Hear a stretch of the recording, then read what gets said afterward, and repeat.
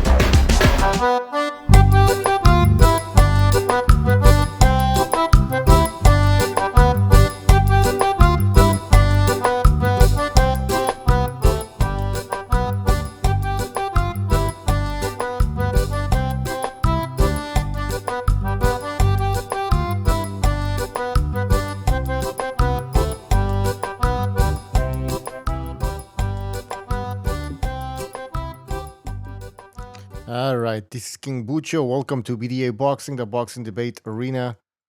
Sorry about that. Some technical difficulties here, so I had to restart the stream. But it's working. So welcome to BDA Boxing. I think Stu's going to be joining us. I don't know if he's there yet. I'm here. All right, we got Stu.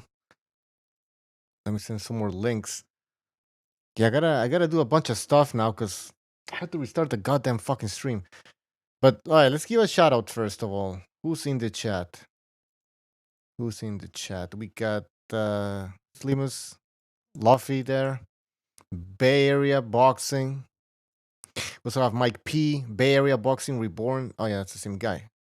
Fucking Bay Area. Jason Bourne, Mike P. Yeah, on the Rival Boxing Talking News, and Stephen Lawler. Guys, welcome to the show. We're gonna be discussing that Sky Sports debate or discussion that took place with John Fury, David Haye, Paulie Malignaggi, and what's his other guy's name? Steve Bonsi, the guy from Box Nation.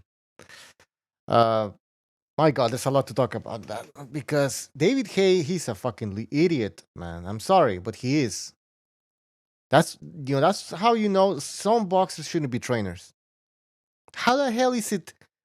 How the hell does Tyson Fury benefit from staying with amateur trainer Ben Davison? Now, I think I saw a message. Somebody said, "Oh, Ben Davison trained other boxers before. He's not amateur, whatever." Listen, he is an amateur in terms of he's not that good, man. I mean, I gotta be honest. Maybe in 10, 15 years. At least 10 years. How old is the guy? Wait, tell me, Fury needs this guy? You guys are crazy, man. Alright. Chris K, thank you for the contribution. What did he write? Oh shit, by the way, I need to update the chat. It's stuck with the old chat. Hold on.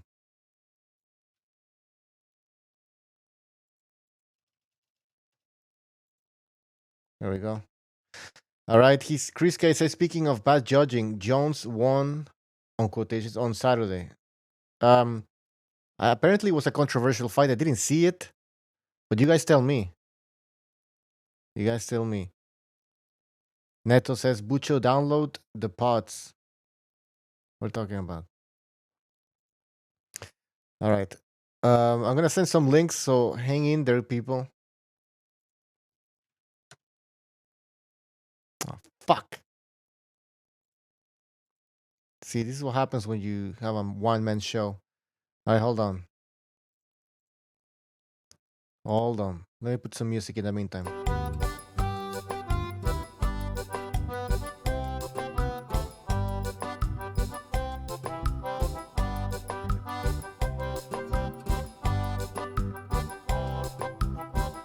What, Joe? Yeah. Turn that off, man. I'll talk, man. Listen to that shit, man. I can't listen to that. Turn that fucking thing off. If it's noise you want, I'll just make some noise in the background. It's got to be better than listening to that. I was getting a tropical vibe. I don't know if you can see the screen, but yeah, it's... Is that what it was? Oh, yeah. I have a bunch of tropical shit here, see? Cool. But anyways, yeah, there's a lot of snow out here, so I'm like, fuck, I'm going nuts. Snowing here as well. Snowing here as well. It's just depressing, man. So I'm trying to change Yeah, the it mood. fucking is. Freezing fucking cold, man. I had to get electric blanket out for the first time today, man. Freezing my fucking nuts off. Yeah. My feet and everything, man. Ah, man. Hate this weather. And you get these dickheads outside making snow, man. Fuck that. Oh. I mean, God. Yeah. Nobody's going outside over here. no, I don't like the snow, man. You can't even drive in the fucking thing. So what's the point? Yeah. Can't go nowhere. You're just stuck in your house, aren't you? What's it called when you stay inside for too long? Cabin fever? Recluse. That's what I'm getting. You become a recluse, don't you? I don't know what that is. A recluse is someone that doesn't leave the house. Okay, yeah. Thought it was like They're staying in, yeah. Where they fucking just stay in with the fucking curtains closed, don't leave their house, don't speak to anyone. Yeah, that's me now. God. All right. Stu, just take it away for a few minutes while I hand out some links. Yeah, just going on to the super chat. Yeah, I watched the John Jones fight. Well, I didn't actually watch it. I watched the fucking highlights. And, you know, the days of staying until 5 in the morning to watch the UFC are long gone. It's the same with some of the boxing, to be honest with you. But I watched the highlights, and John Jones didn't do any. I didn't see any highlights from John Jones. How he got the nod, I'll never know. UFC's become boxing, mate. Whoever's the most popular, or whoever brings the most money will get the decision, and that's a fucking joke, man. That's why combat sport is bottom of the fucking barrel, isn't it? Let's be real. Bottom of the fucking barrel. Fury's going to have to knock Wilder out. He's not going to get a decision. He knows that. I agree with that game plan. I think that's the way you got to go against Wilder. But he's still having to change up for the judges and not for himself. He's only changing this game plan because he don't trust the judges to do the job properly. What sport are we in? When that's the case, it's a fucking joke, man. Let me have a look at this chat. Yeah, Reyes did have good boxes. John Jones, looks like he's lost it. Looks like he's lost his spark. Maybe it's because he's not taking the peds anymore. But let's be real, John Jones without the peds is still a fucking tremendous fight. I just don't think, like I said, it looks like he's lost the art for it. Do you know what I mean? It just doesn't seem the same sort of fight. It's very lackluster displays last couple of fights I've seen from him.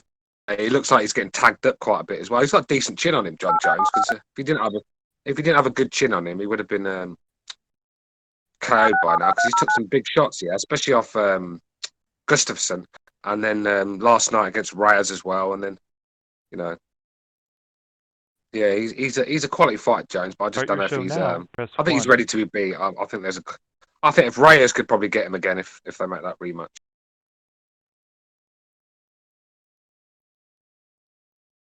Goodbye. The fuck? I don't know what hand it's sad Stu, right? I don't know what the hand history vault's talking about. I don't know if he's talking about the decision. John Jones looked shot, said SB28. I agree with that. He did. Fury's still the favourite, Stu. Yeah, he is the favourite, but like I said, if he goes to the cards, I'm not going to be too. Start your show now. Press 1 too confident. to hear. It appears that the host has already dialed into this show. Only one host is allowed per show. Thank you for using Blog Talk Radio. What Goodbye. the fuck is going on?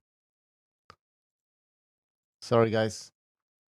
trying to get the phone. Stu is sad. I don't know what Monster's on about. Stu is sad. No, I'm not sad. I'm just fucking tired. Some of us actually get up and go to work. You know what I mean, Monster? Some of us actually got fucking kids that got a life. You know, can't sit on YouTube all day, can we? Just tired, bro. That's all it is. Unrivaled boxing talk and news is in the house. I think it's. I'm not sure if that's McGregor, is it? That's Mark. Yeah. Right. Mark. Yeah, of course it is. Got Stephen Lawler in the house.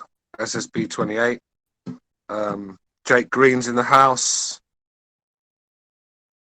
Yeah, I mean the show. I mean, but Joe's topic tonight. I mean, I did watch the show with John Fury, David Haye, Malignaggi, and who was the other one?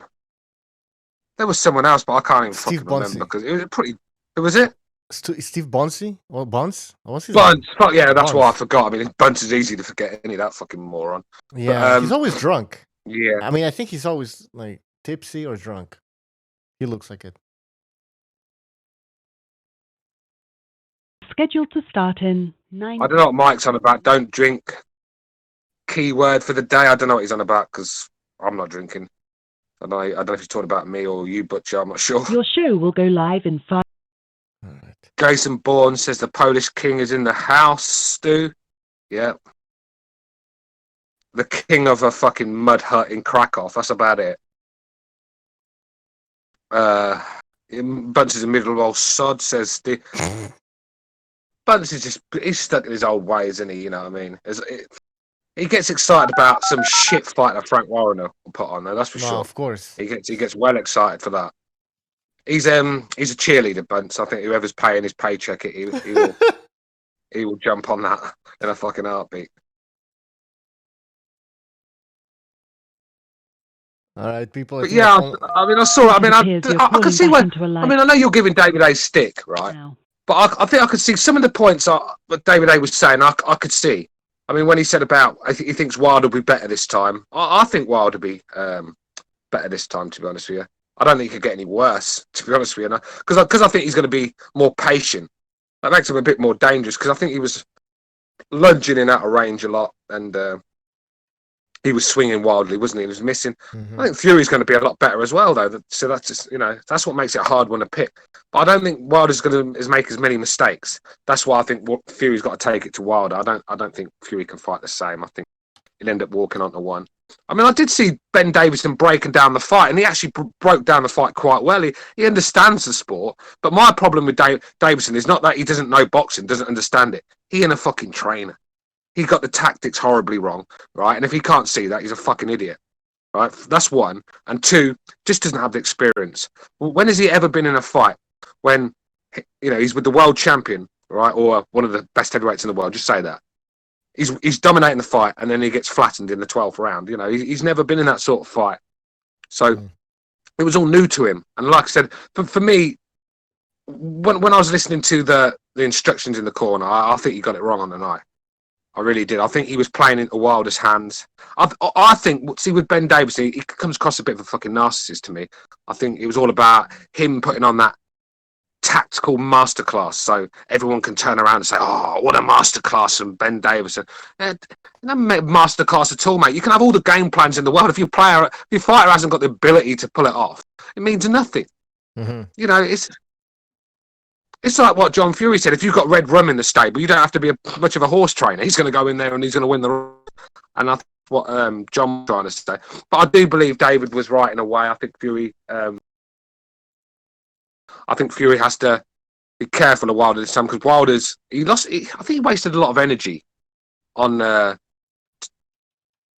getting angry with Fury, getting all wound up, talking about that race shit till this day and all that bollocks. I think it just got in his head a bit, Fury did, didn't he? And Wilder went off the rails a little bit. And I think he wasted a lot of unnecessary energy on those situations. I think this time he's a lot cool, calm, collected. It worries me a little bit. I think Wilder, because I know Wilder's got a very low IQ, but it's like anything and anyone. If you keep, you're going to learn things eventually. If you can't do something, if you keep doing it eventually, you're going to learn. And I think with Wilder, he's learning slowly on the job, but I think he knows what he did wrong last time.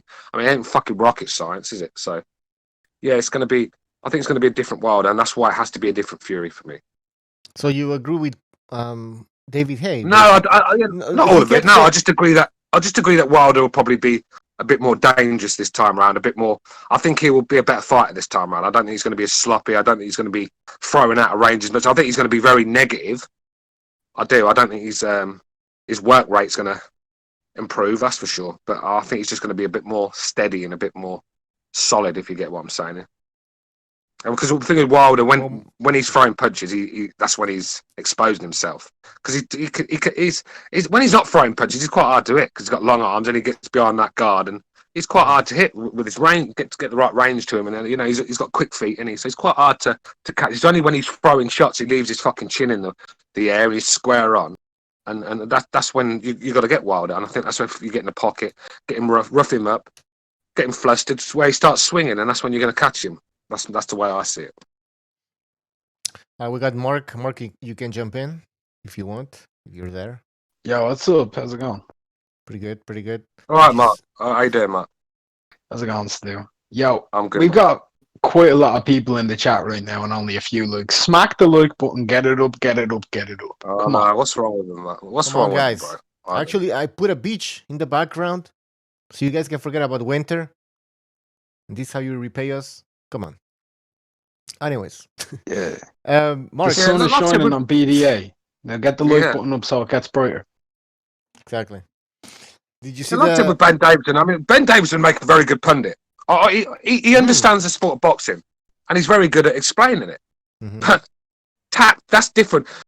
Talking on a fucking screen and breaking down a fight that's already happened is a bit different to planning for a fight that's about to happen with a guy that's got a fucking monster right hand on him. It's all different, and like I said, experience is key, and I just don't think he has that experience. I was praying that Josh Taylor didn't go to him. When I heard that Josh Taylor was picking between him and Adam Booth, I was saying, please, Josh Taylor, do not go to Ben Davison. Not ready for that sort of level. I'm sorry, but even like John Fury knocked it on the head.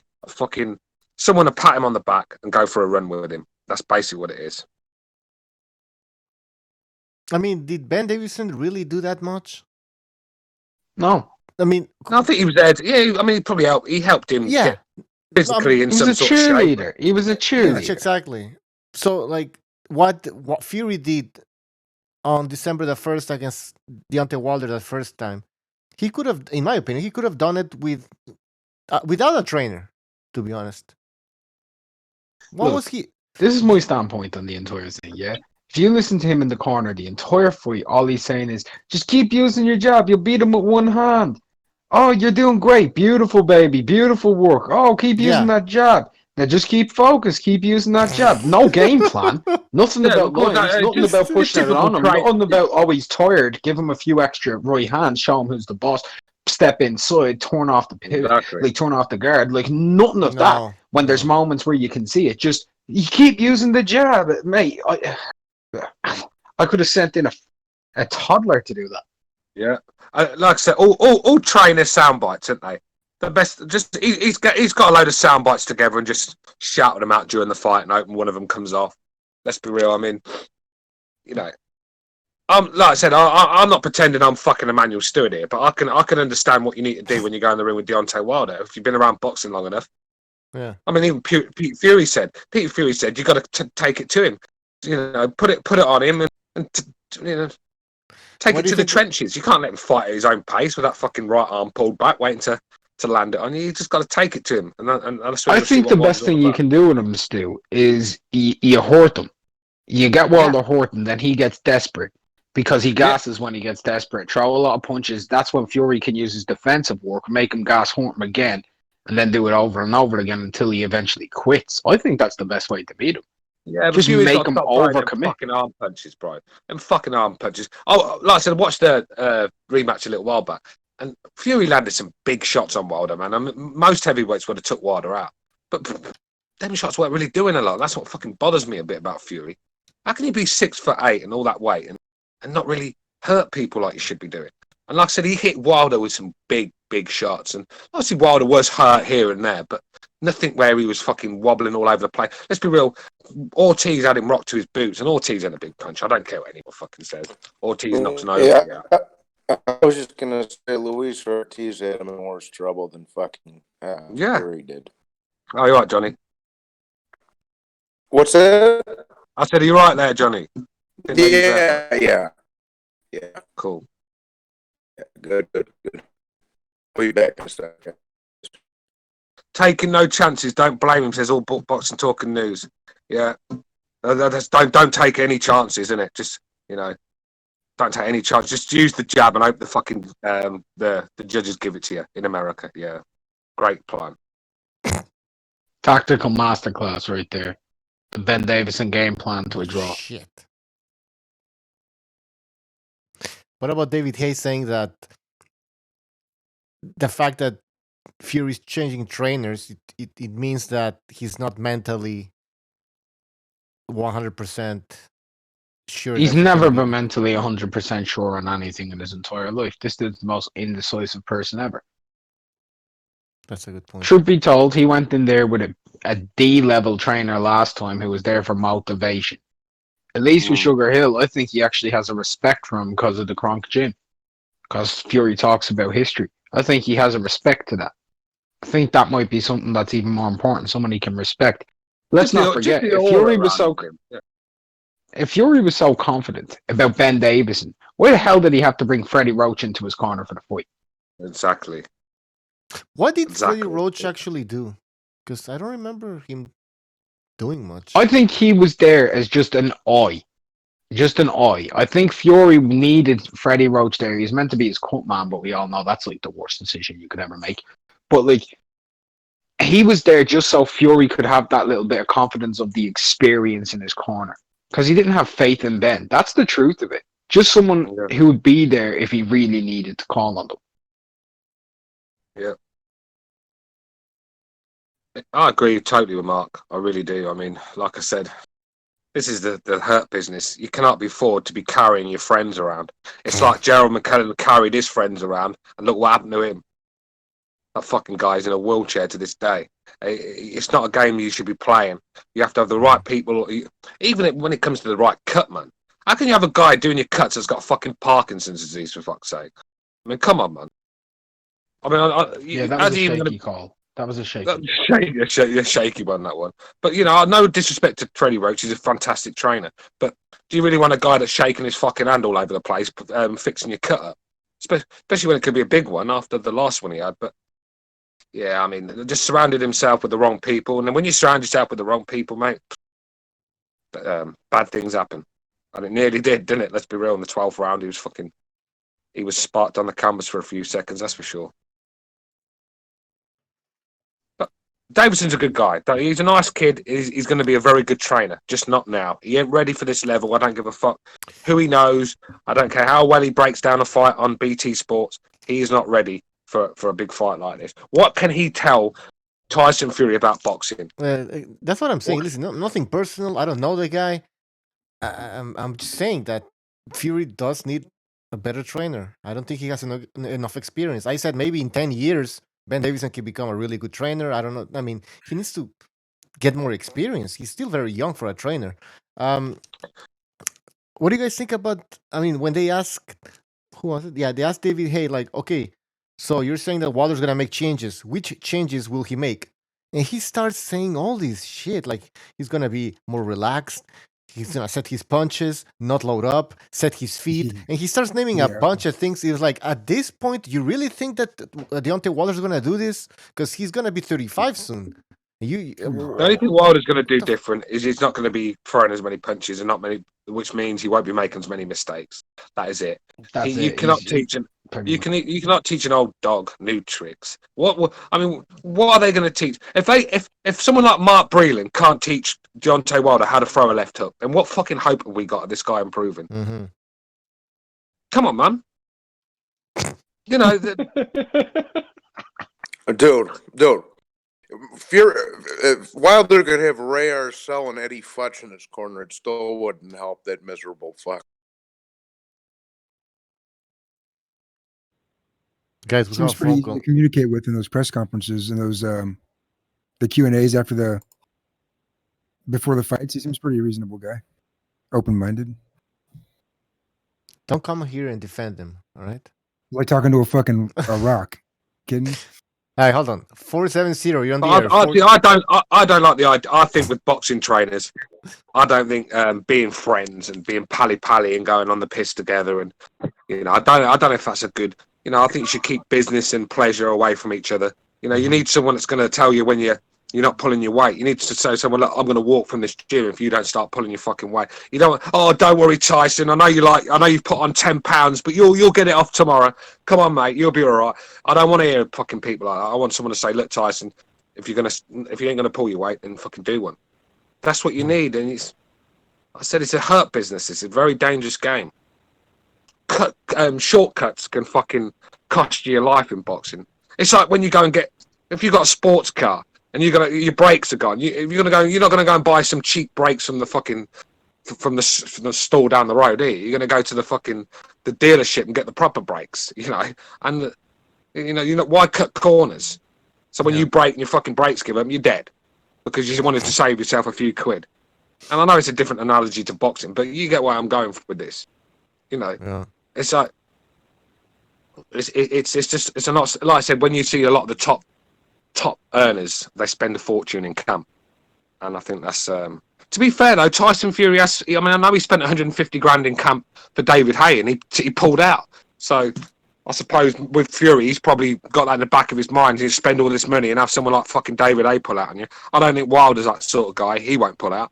But that's probably where it's going with Fury and being tight with trainers. We have a phone call 570. You're on the air. 570.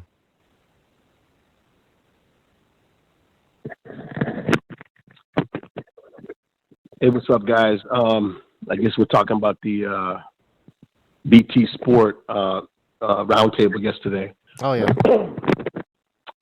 Yeah, you guys were talking about Freddie Roach earlier.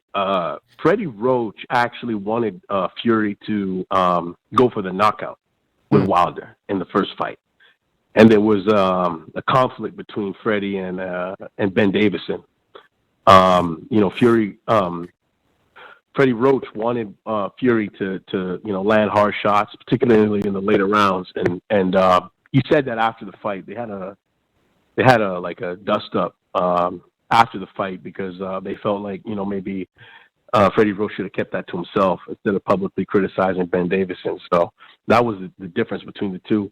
I think Ben Davison is I was impressed with him on that BT Sport production they did. I think the problem is he approaches everything with Fury and Wilder in that fight from a defensive standpoint. So it's all about how to avoid Wilder, how to avoid his right hand, how to stay faint. There's no offensive tactics. It's a heavyweight fight, so taking an amateur approach into the fight, you can win. In a heavyweight fight, you can win. You can be an amateur boxer, a great boxer, and win 7 out of 7 rounds and get knocked down in the 8th. So you got to go in there with an attitude of, especially with Wilder, we're winning the fight, but you got to go for it yourself. I think Wilder said it beautifully when he said most fighters against him have to be perfect for 12 rounds. He only has to be perfect for 2 seconds. And I think he got it spot on when he said that. Exactly. And the first fight I actually bet on Tyson Fury. He was the underdog, and in this fight, Fury's the favorite. And a lot of things, I hear this narrative that Wilder will be calmer in this fight. Mm-hmm. Yeah. But the interesting thing is before the first fight, everybody was saying no, it's a good thing for Wilder to be active and not be passive like Klitschko was with Fury, and not just follow Fury around the ring. So I don't see it as a good thing for Wilder to quote unquote be calm and be patient and wait for a straight right hand all night. I thought his active approach, even though he looked like a fool because he was missing a lot of his shots, I don't know if it's a good idea. I thought it was a good idea for him when he was throwing bombs, because a few of them, he landed 2, and a few of them were just couple centimeters away from a couple inches. I think the problem is, bro, anyone with any sort of killer instinct would have exploited Wilder lunging in square on, missing out of range. He was there for the taking. Just Tyson Fury just did not let his fucking hands go enough, and then when he did, they were pitter patter, and that's the thing with Wilder. Wilder. I think Wilder has to be patient. I disagree with you, bro. I think Wilder has to be patient. I think this Fury is going for the KO, and I think I'm not saying he can get the KO because I've not seen any proof for that. But I'm saying he could hurt Wilder, and that's when it could be his downfall. So I think Wilder's going to play it very cagey. Wilder knows Wilder don't care about losing rounds. That's one thing about Wilder. He'll go 7 or 8 rounds down because he knows he's not good enough to win on points against Fury. He's just not good enough. Let's keep it real. In a million years, if that guy didn't have punching power, he'd never beat Tyson Fury in a million years. But he's got that punching power. So it is only a chance to get the KO. I think he's patient. Go ahead, John. The only way Wilder wins is by knockout. He's not winning on the decision ever.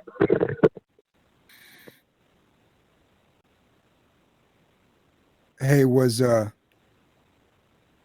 go Can ahead. I ask a question? Can I ask a question real quick? Yeah.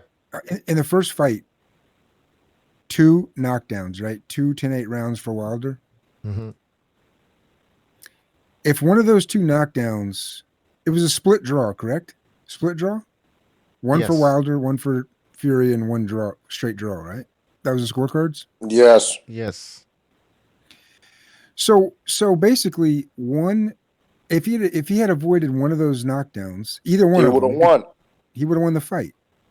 I think there was a scorecard where even without the knockout, Yeah, the Wilder scorecard was wide. That fucking guy from Mexico scored it fucking crazy wide for Wilder. Okay. But you're right. It would have been a majority decision for Fury if he had just avoided one of those knockdowns. If he'd have stayed there and beat the 12 rounds, that's all he had to do. Yeah.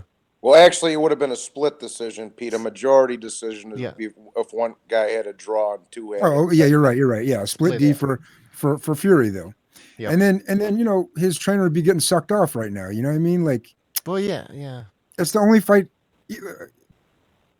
I'm not feeling so good, so I don't want to be like fucking negative about this, but either of these motherfuckers are going to do exactly what they did every other fight, which is Fury's going to fight his fight. I know I want to personally see him go after Wilder and knock him out. Yes, but as cautious as he was being, he almost fucking. He had Wilder on dancing around like a baby deer the fucking 12th round. I hear you. Yeah, the clowning is stupid, but it's going to be Tyson Fury. It's what he did against Klitschko. It's what he did against fucking Wilder. It's what he's going to do again against Wilder. And the trainer. It's easier. And by the way, Wilder's no fucking chameleon. You know what I mean? He's going to come in there, wing that right hand at 100% speed from the first round all the way to the end. And he wasn't perfect for even 2 seconds in that fight. He knocked him down twice. One was a flash, and one was a pretty good shot. But one of those punches misses, you know what I'm saying? And he loses the fight. And as far as the trainer goes, I don't know much about him, but was he the trainer for the Klitschko fight?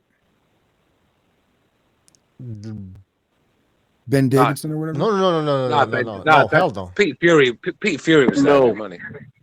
Pete Fury, okay. Yeah. Ben Davison's been there for 3 fights. 2 of them were terrible performances, and one of them was 3 fights. one of them he nearly got fucking killed. So I mean, it's not. It's hardly a fucking resume to cry about right now for Ben Davison. I mean, Billy Joe Saunders is back and forth like a fucking $10 whorehouse, isn't he? He's back there like a fucking $10 whorehouse. He's back and forth. He don't know where he is with him. It's just not ready for the. He should be bringing up the young guys, the up and coming young guys. Get these young fighters and breed them into world class fighters. Then he'll start getting the recognition he deserves. But just what can he teach world champions, Billy Joe Saunders and Tyson Fury, about boxing? Even Josh Taylor. What can Ben Davison teach Josh Taylor about boxing? Oh, wait. Answers on a postcard. Let the caller just say something. My bad. Jesus, my tongue. 470. Anything else? Yeah, just to sum it up, I think Fury is I think a lot of people getting caught up with his knockout talk. I think he's going to do pretty much the same thing he did in the first fight. But this time, when, we get to rounds 8, 9, and 10, in the first fight, we saw Wilder, not protecting his body, with his guard up, getting caught with straight rights off the, so I think this time when he's open to be hit, I think Fury's going to land, and this time he's going to put some weight behind those punches, and he's going to go. He's going to see if he can knock him out. I think that's what's going to be the difference of this fight. So I think Fury's going to win the rematch, but it's going to be a good fight. So we'll just have to see. All right. Thanks for the phone call, man. Take care. Yeah, good call. Good call, whoever that was. Good call. Good call. All right, Pete, I think you wanted to say something. Yeah, just a I like Freddie Roach and all, but like, and I know, and again, I can't remember which round it was, but a couple of times Fury almost sat down and threw a couple of like pretty straight 1-2s and caught Wilder, but and certainly in the at the end of the 12th round, he had him all over the place. I mean, every time Wilder goes for it and really expends a lot of energy trying to go for a knockout is when he's the most vulnerable. It's when he always gets caught. He gets clipped in about every fight he's in. Well, not every fight, but a lot of them. But let me just ask you, like, or let me just say this, like, up until the last round, Freddie Roach was wrong. You know what I mean? In other words, go for it, go for the knockout. Well, like I say, up until the 12th, he didn't need to. He was winning the fight. So it's kind of like a shitty way to look at it, but if he just avoids one of those two shots and he just fucking wins, I mean, you can't argue with boxing, you could be winning 11 and a half rounds. It means fuck all if you get knocked out in the last. He didn't get knocked out. He didn't get knocked out. But he would. You're not getting the point, Pete. He was a fraction of a second from being knocked out, and that was down to him playing the wrong game plan and fighting at the wrong distance. All he had to do was hold Wilder and just rough him up, hold him, and just lean on him and just let the clock tick down. Why is he with his hands down at the right range for Wilder? I mean, get out of here, man! Terrible. I agree with terrible that. I agree with that. If you stand whatever the length is, you know what I mean, for Wilder's punch, the end of his punch, his right hand, let's just call it, I don't know, 36 inches, his shoulder blade, his arm, everything. If you just stand 48 inches away or 28 inches away from Wilder, he really don't have much for you. If you stand inside or outside of that range where you're at the end of his punch, and I agree with you, Fury did that too much in that fight. I don't know why, but he did. You're always a second from getting knocked out, number one. Number two, Wilder's going to lose every round because he's got this one punch equalizer. Yeah, that's his fucking line of bullshit. That's fine. You can talk like that if you want, but look, you didn't knock him out. Number one, you caught him twice. One was a flash and one was a shot that you caught him right on the chin with and he got up. So you weren't perfect for any fucking part of that fight. But for catching him one of those two times, the other guy would have, Fury would have won. So I don't know how you can really, expect much different this fight, A, and B, blame anything on the trainer or Fury or, it's the name of the game. That's all. When you're paying for a service and you're getting a shit one back, I've got every right to remote. Oh, I'm not paying for the service. You and I agree on that. You and I agree on that. Come on, man. Like I said, it's a dangerous game to be cutting corners. Like I said earlier, I mentioned Gerald McCallum cutting corners, got rid of Manuel Stewart for some fucking clown that can't even wrap hands. Now look what happened to Gerald McCallum. Look what he's doing now. This is a hurt business, a very dangerous sport, especially the heavyweight division. You have to take things, you have to have the best people you can get around. I understand some fighters don't have the money to get Freddie Roach and Abel Sanchez and all these guys in. I understand that, but Tyson Fury has got fucking money, and that's my problem. Even if he got Peter Fury back, that would have been better, but not. Come on. Ben Davison's going to be a very good trainer in a few years, but he's just not ready at that level now. And I think that there's a reason John Fury hasn't got a good word to say about Ben Davison. Mm-hmm. Because he nearly got his fucking son killed in the boxing ring. Can you guys hear me? Somebody said I was choppy. Oh, okay. I have a question because I didn't watch that little thing with the round table with John Fury and David Haye. So what exactly was said? A lot of things. David Haye was saying that it was a mistake for Tyson Fury to let Ben Davison go. And obviously, John Fury kept saying that it was the right thing to do. Obviously, that was one point. David Haye is friends with Ben Davison. That's all it is. They're buddies. Yeah, I was just gonna say that old ludicrous looking motherfucker don't know what's good for Tyson Fury and 1-8. He don't fucking, you old ludicrous looking motherfucker. He fucking. With the fucking Bugsy Siegel over here with his hair slicked back like he's going to the fucking speakeasy over here. I'd take fucking Stewart's nephew fucking 9 times out of 10 over that fucking goofy. Isn't he like a fucking yoga instructor or some shit? The fuck? I think it was. I see we got the Davison fanboys in the fucking chat. Yeah. Oh yeah, he did a great job. Yeah, Fury 110. Great job. Listen, jack shit other than cheer the guy on, man. He sat out there with his ring hanging out, wanking off, trying to go off of the dude's fame. That's all it was. Get him, Mark. That's all it was. He was like, "Come on, you can run with your job, 1 hand, baby." Great tactical masterclass, man. I was waiting him the same advice. Yeah. I was waiting him to fucking shout lions in the camp like yards trainer. It's ridiculous. Get out of here, man. Yard trainer might have been better, to be honest, because at least in the corner when Yard was fighting against Kovalev, he said that you need to get in the pocket. You need to shove the jab up to him, get in close and take the hook to his body because he's getting you on the jab. At least Tunde said that. At least he said it. Ben Davison never said anything that Fury was doing wrong or that he could capitalize on. Just keep using your jab. Dumbest thing ever, man. Let's tell you about, he got Fury down for 400 pounds. I could get a female now that could go and train Tyson Fury to make him lose weight. This is boxing we're talking about. You got to use your fucking hands as well. We can all look fucking good, can't we, with muscle and lose all the weight, but you got to get in the ring and do the business. You know, there's a difference between a fitness instructor and a boxing trainer. That's what you guys don't understand, I don't think. Maybe he's his dealer.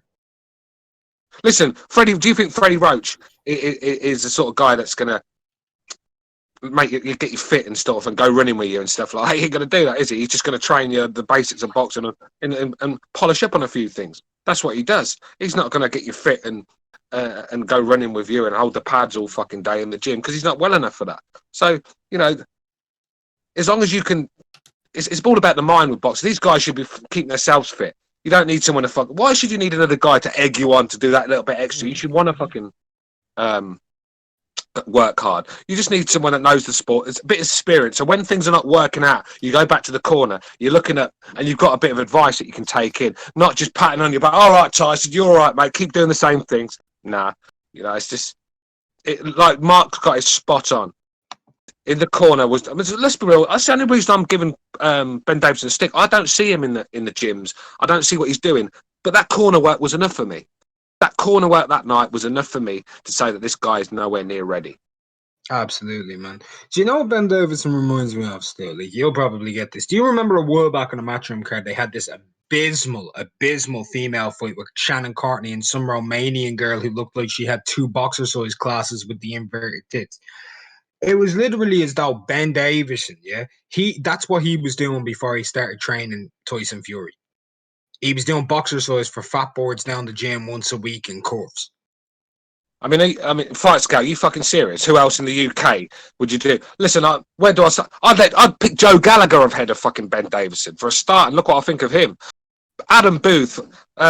There's so many good trainers in the UK that could do a better job.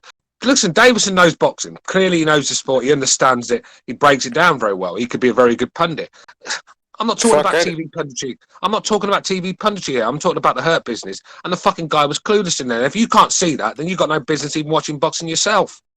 What about Dave Caldwell, man? He's way better than Ben Davison. Caldwell, yeah, fucking Caldwell. Peter Fury's better than Ben, 10 times better. I know there's relationship problems with Fury with Peter and Tyson, but maybe there is. But look, listen, it can't be that bad because Huey's inspiring with him. So there you go. Looks like things are changing then. Of course they do. We all fall out of our family, and then we end up making up after a while, don't we? You know, we've all done it. Yeah. But what's with all these people defending him? You're never gonna stay pissed off at your brother or your cousin your or cousins or whatever. Yeah, it's never. Time fucking heals wounds, man. What's up with all these people defending? Our point is Fury did not win the fight 10-2. Fury did not win because at the end of the day, all right, you could probably think, you look at it watching the fight, yeah, all right, he won 10 rounds, but he nearly got fucking stopped in the 12th. He got dropped twice, and let's be real, a couple of them other rounds could have gone either way. This weren't. You guys are talking like Tyson Fury just dominated this fucking fight. No, he didn't. He pop shot his way to a points win, and he nearly got knocked the fuck out. That was it. He didn't take it Come on, man. He didn't take it out of his hands. No, he didn't. This was not an exciting performance from Fury. This was not a dominant performance. Wilder was that bad. He made Fury look better than what he really was on the night. Wilder was terrible. You know, at the end of the day, stop giving fucking Ben Davison credit for nearly getting the guy killed in the 12th round. I mean, at the end of the day, points don't mean anything. Like I said, all right, he should have won on the card, but he didn't. And it was his fault he didn't. Because if he'd have stayed on his fucking feet in the 12th round, they couldn't even have robbed him. But now he's prancing around, and let's be real, if you listen to Ben Davison's game plan, he was doing what Davison was telling him to do. That's the scary thing about it. And he nearly got knocked the fuck out. So, yeah, no, like I said, you carry on being a Ben Davison fan. But I know about Adam Booth doing a poor job with Josh Kelly. I don't. Josh Kelly is his worst nightmare, mate. Josh Kelly's a talent. If he's one of them guys that don't want it. He's another Andre Durrell. All the talent in the world, no heart, no will to win. Don't want it. And it doesn't matter how good you are as a trainer. If the fight don't want it, it's true. In the title of the as video, good as I am as a trainer. In the title of the video, I said, obviously jokingly, that Ben Davison is an amateur trainer, and some people were like, "No, he's not an amateur trainer." In the chat, is that a bad joke? Is that enough for people to get angry? Bro, I think you're giving him more respect than I give him. I think he's a dude who does pads and he's a boxer-size trainer. That's what I think he is. I don't think he's a professional boxing coach because he doesn't know tactics to save his arse. That was Fury who did those game plans, not him. And listen, man, and I don't want to hear about, he was 400 pounds with it. You know, at the end of the day, who's the one that lost that weight? It was Tyson Fury. If Tyson Fury didn't get off the fucking chair and run, he would have lost the weight. You know, are you going to give a guy credit for sitting there clapping a guy? Go on, 10 more, Tyson, 10 more. Oh, God, fuck's sake, whatever next, man, whatever next. If you like cheerleaders, go watch the NFL. There's plenty there. Yeah, you're telling me you're giving him credit for Fury losing fucking weight. He's the one that got off the fucking couch and cut all the weight down. I've done it many times myself before. I haven't. Hey, let me ask you a question though. Can I just say something, John? Can I just say something quickly? Yes, of course. These days, you can actually get a bike, right? That's got a fucking computer on it with some guy just egging you on. Go on, give it 2 more. You don't even need a trainer anymore. The computer eggs you on. Yeah, that guy is Ben Davison though.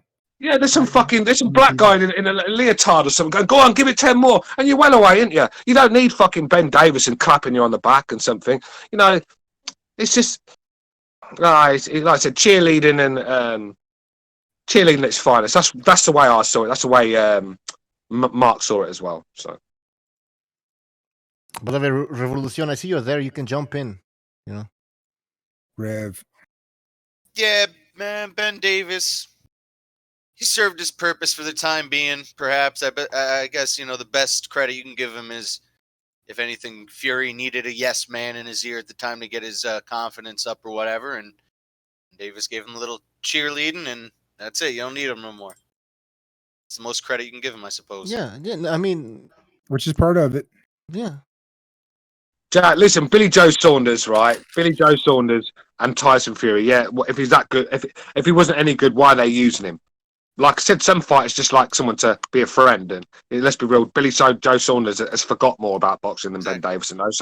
So you know, and I think in Billy Joe's case, that's he's a Jack the Lad. What it is, Revolution.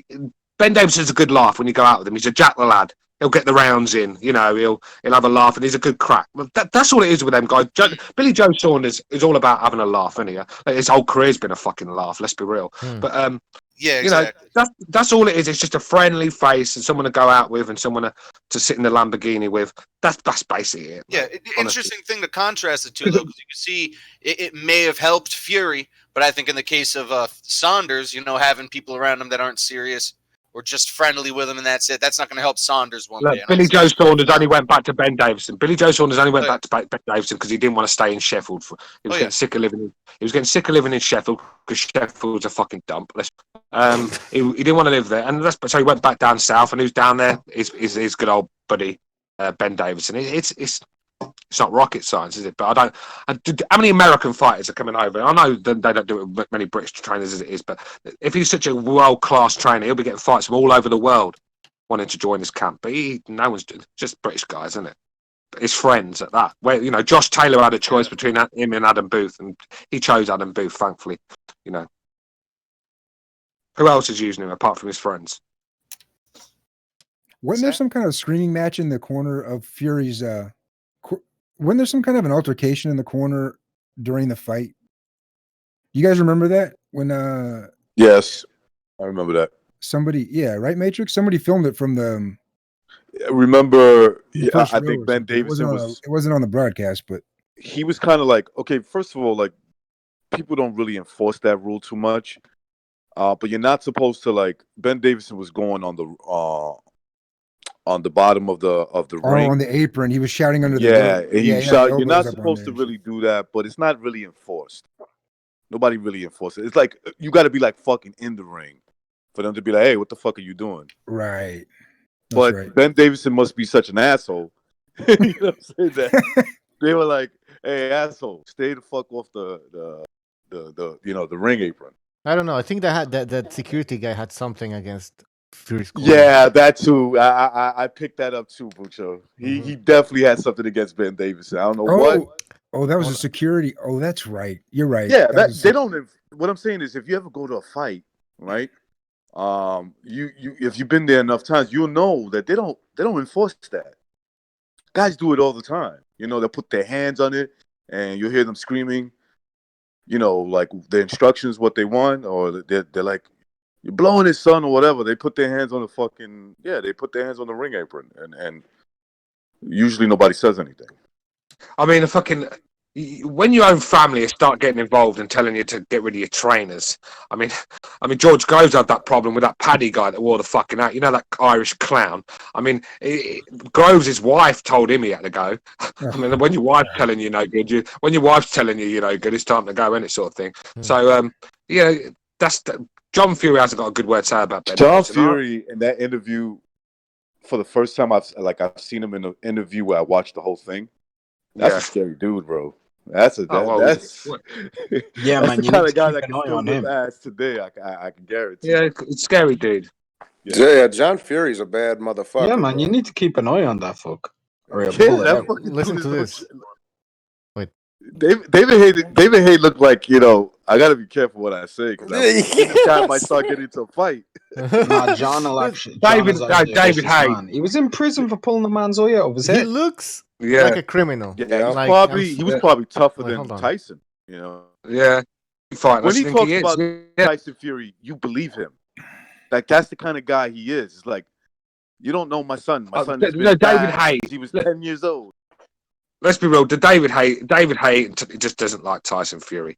That's what it's down to. And the reason is because they fucking called David Haye everything. Because he pulled out 2 fights with Tyson Fury, didn't he? He bottled it twice. And the Fury camp, I've never let him live it down. They've called him a pussy and all sorts of things. I think David Haye's probably still a bit butthurt. Well, you remember about when that. when David Haye tried to make fun of Chisora. You lost to Tyson Fury. You lost to Tyson Fury didn't like that. He's like, what do you mean by that? Like, what the fuck you mean you lost to Tyson Fury? I'll beat your ass too. Yeah, but Chisora should have said that you lost to fucking Carl Thompson. That'll help yourself. Do y'all remember like the legendary rant John Fury went on about David Haye and him calling the British public as the Wizard of Oz, the man behind the curtain when he was coming back from injury? He said, I'm 60 years old. You'd take me and David Haye in a ring right now and I'd flog the man. He's injured. He's a fool, and we see true fools. And then what happened? 6 months later, David Haye got into the ring with Bellew and his body broke down. Fury called him, man. But let's not pretend it. David Haye pulled out 2 fights with Tyson Fury, bottled it twice. So David I Haye's think he not knew what was going to happen. He was going to get dirt. Yeah, David Haye knew. More than anything in the world. And Wilder now, he's not getting any better. He's edging 35 years old. He's on a decline. Tyson's 31, getting better. And Tyson's fought better people. John, do you not think Wilder can be better? Do you not think that what you saw there and what you've seen this year, nothing's convinced you that Wilder can be a better fighter than we saw in Los Angeles? No, not at all. In his last fight against Ortiz, I just thought he was taking his time. Obviously, he was waiting for the big punch. He had a game plan. It worked for him. But that kind of stuff, if he fights like that with Tyson, he get beat outside. Do we agree with that? Do we agree with that? Let's everybody, come on. I agree with that. I think I agree with that 99% of the way. He has to be a little active. Not all of it, though. Look, he has to be a little active. You can't do that against Tyson Fury. Remember, Tyson Fury's a big man, okay? You don't stay hit from a guy that you got to throw punches back. You you find yourself fighting, waiting for a knockout, you could be getting knocked out. Okay, like I get it. Wilder's a great puncher. We all know that. That's fine. I don't recommend you just getting beat up by a guy bigger than you. He'll fuck you up. That's what's going to end up happening. You'll be too fucked up to throw that punch in the end. So, it's just no. it's amazing where there's certain people that think Wilder could actually get technically better for this fight. I mean, I think he can get his game plan can be better. Don't get me wrong, he can be more patient, make less mistakes, and you know he can obviously sharpen up on his right hand a little bit. But what else can this guy improve? I mean, he's had 42 fights, 225 or better. There is one technical skill he can do better by showing it more, and that is the one little thing because he has it. He just doesn't use it enough, and that's a jab to the body. Yeah. Hey, Mark, if I was him with that 6'7" frame, I'll go up to 225 or better and land that punch. And I don't think Tyson Fury gets up at the right time if he goes down this time. If I was him, I'd just run at Tyson. I'd run at him, grab a hold of him, throw him into the corner, and just throw the hardest punches I can at his body. Just as body. He can manhandle him. I don't disagree 100% with that. Fury. I think he could manhandle Fury. To be honest, I think he could. No. Oh wait. Wilder? No, I think Wilder can actually manhandle him. Just let me say this: when him and Stavern fought, and Stavern's a heavy, Wilder threw him about 14 feet across the ring. I think people underestimate just how powerful he is, like strength-wise. He's really strong. It's not just that right hand. That right hand doesn't really have that great of technique on it. He doesn't sit his legs through it. He doesn't push through from his hips. It's literally from his shoulder. His upper body strength must be unbelievable. It's probably from rolling blunts all day, but still, he's got that. I think one thing. I think where the power comes from is actually the speed that he throws it at. Yeah, me too. And it's traveling for such. His arms are that fucking long. They're traveling. It's traveling that far. It's gaining a lot of momentum. So the time it's fucking hit you, it's like a truck hitting you. And the position that he's landing it on too. Let's be real. I don't think he's the sort of guy. He's not the sort of guy that needs to get his feet in the right place and needs to twist his body and turn the punch properly to get that perfect punch. He don't need to do that. He can just graze you with the laces of his gloves. Because it's how fast it comes to. Yeah, but who's he hitting with those shots? I mean, no, but of course, that's what I'm saying. But he's not hitting anyone with them. But I mean, even if you look at the Fury fight, that first knockdown was just a glazing shot, wasn't it? I know it didn't hurt him, but it knocked him down. It was just a glaze, barely touched him. Back of the head, like a flash shot. Yeah. And the one of the 12 was pretty flush, and but the one of the 12. So you tell it now. The first shot was not flush. I don't know what you was watching. I didn't say that. I said the one in the 12th round was pretty flush. I was going to say the one in the 12th. Yeah, pretty flush. I don't think his fucking punching, his technique is fucking just spastic. He's landing the shots on nobody prior to Tyson Fury. The first pro that he did land it on was Tyson Fury. Tyson Fury got up twice. And furthermore, as far as his power goes in manhandling anybody, he's got bird legs. He's not manhandling anybody. They're both going to fight the exact same fight you saw in the first fight. Well, I disagree because everybody's been in the ring where he's been able to manhandle whenever he wanted to. That's not true. How big is Fury? How big is Fury? Manhandling with Wilder. First of all, manhandling is grabbing somebody and pushing them wherever you want. Name me everybody he did that to. Who? Well, when he got the knockout on Molina tried getting to the pocket and he shoved them off, and then boom. That's when he decided to shove them. Was Molina trying to? Was Molina? Yeah, Molina to push was him back? pushing him back, and Wilder just shoved him back about 6 feet, and he stepped so that's in. Molina. Okay, but Molina's 260 pounds. Yeah, that's not his game, though. What I'm trying to say to you is that's Stavern was grabbing a hold around him, and Wilder flung him about 10 yards across the ring. That's not his game. I'm saying when that's not your game, you're gonna. Yeah, but that's not his game. It's not his game plan. His game plan is not to muscle you. His game plan is to get somebody right at the end of his right hand. I didn't say what his game plan was. I said can I say something? I would try and kill Fury. I have to watch it because it also depends on balance. You can be heavy, but if you're off balance, it helps when you push And somebody Wilder has around, right? terrible balance. He has I a mean, great Molina chin. and all these bumps. He has That's what terrible they're balance. bumps, man. They have no fucking balance. That's why they're bumps, man. A lot of them. No, but Wilder doesn't have any balance either. Well, him neither. No, I he mean, doesn't. fuck no, absolutely I'll not. tell you what, I wouldn't mind Wilder landing one on fucking Nancy Pelosi's chin. That'd be nice to see. He should. He should. Fucking yeah.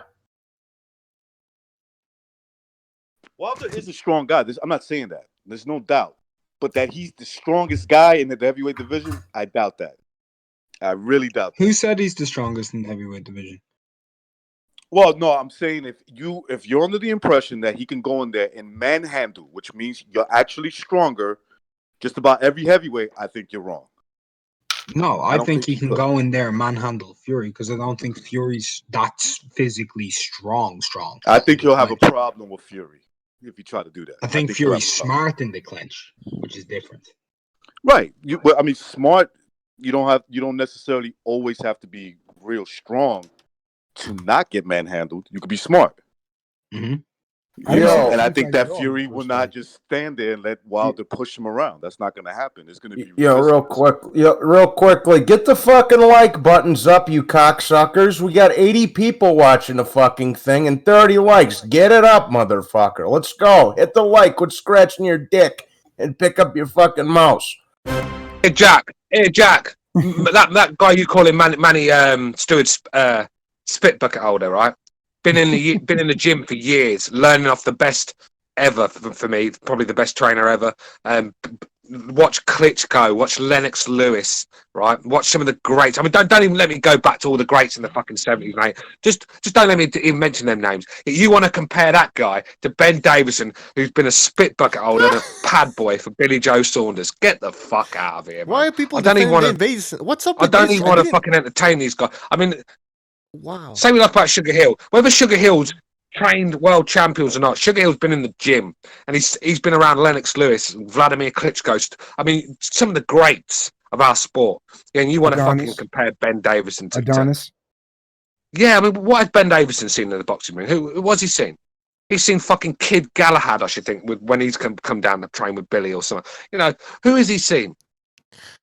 You know, what? This is why I get annoyed with boxing fans. You know, they just can't fucking connect the dots. He's getting upset because I'm saying bad stuff about Ben Davison, but I'm just stating facts. Mark says it. Everyone's saying it. What did he fucking do?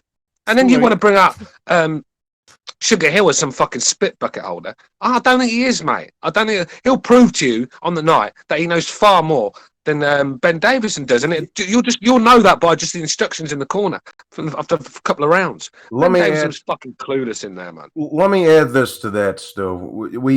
We know he comes from good stock. You know, that's the way what Stu's trying to say. He's been around the gym with his uncle and seeing these fucking great fighters come in and out, like Stu was just saying. He comes from good stock, bro. That's yeah. Believe Fight Scouts blaming fucking Sugar Hill for putting Adonis Stevenson in a coma. What, the 42-year-old pimp that should have retired 5 years ago, fighting an Eastern European monster? Yeah, it's Sugar Hill's fault. Hey, how come? There's a difference. That's just Father Time caught up with him. That's all. That's of course it is. Adonis actually fought well in that fight as well for a 42-year-old man. He did. That's right. I saw him catch Vosdick a couple of times with some good shots. So yeah, why don't you give him credit? Why don't you give him credit for the fucking for 40 years that Adonis Stevenson fucking was a world champion for? Why don't you give him credit for that? Why are you giving him credit for the last fight that way he was well past his best? I mean, let's be real. Badu Jack beat him before that.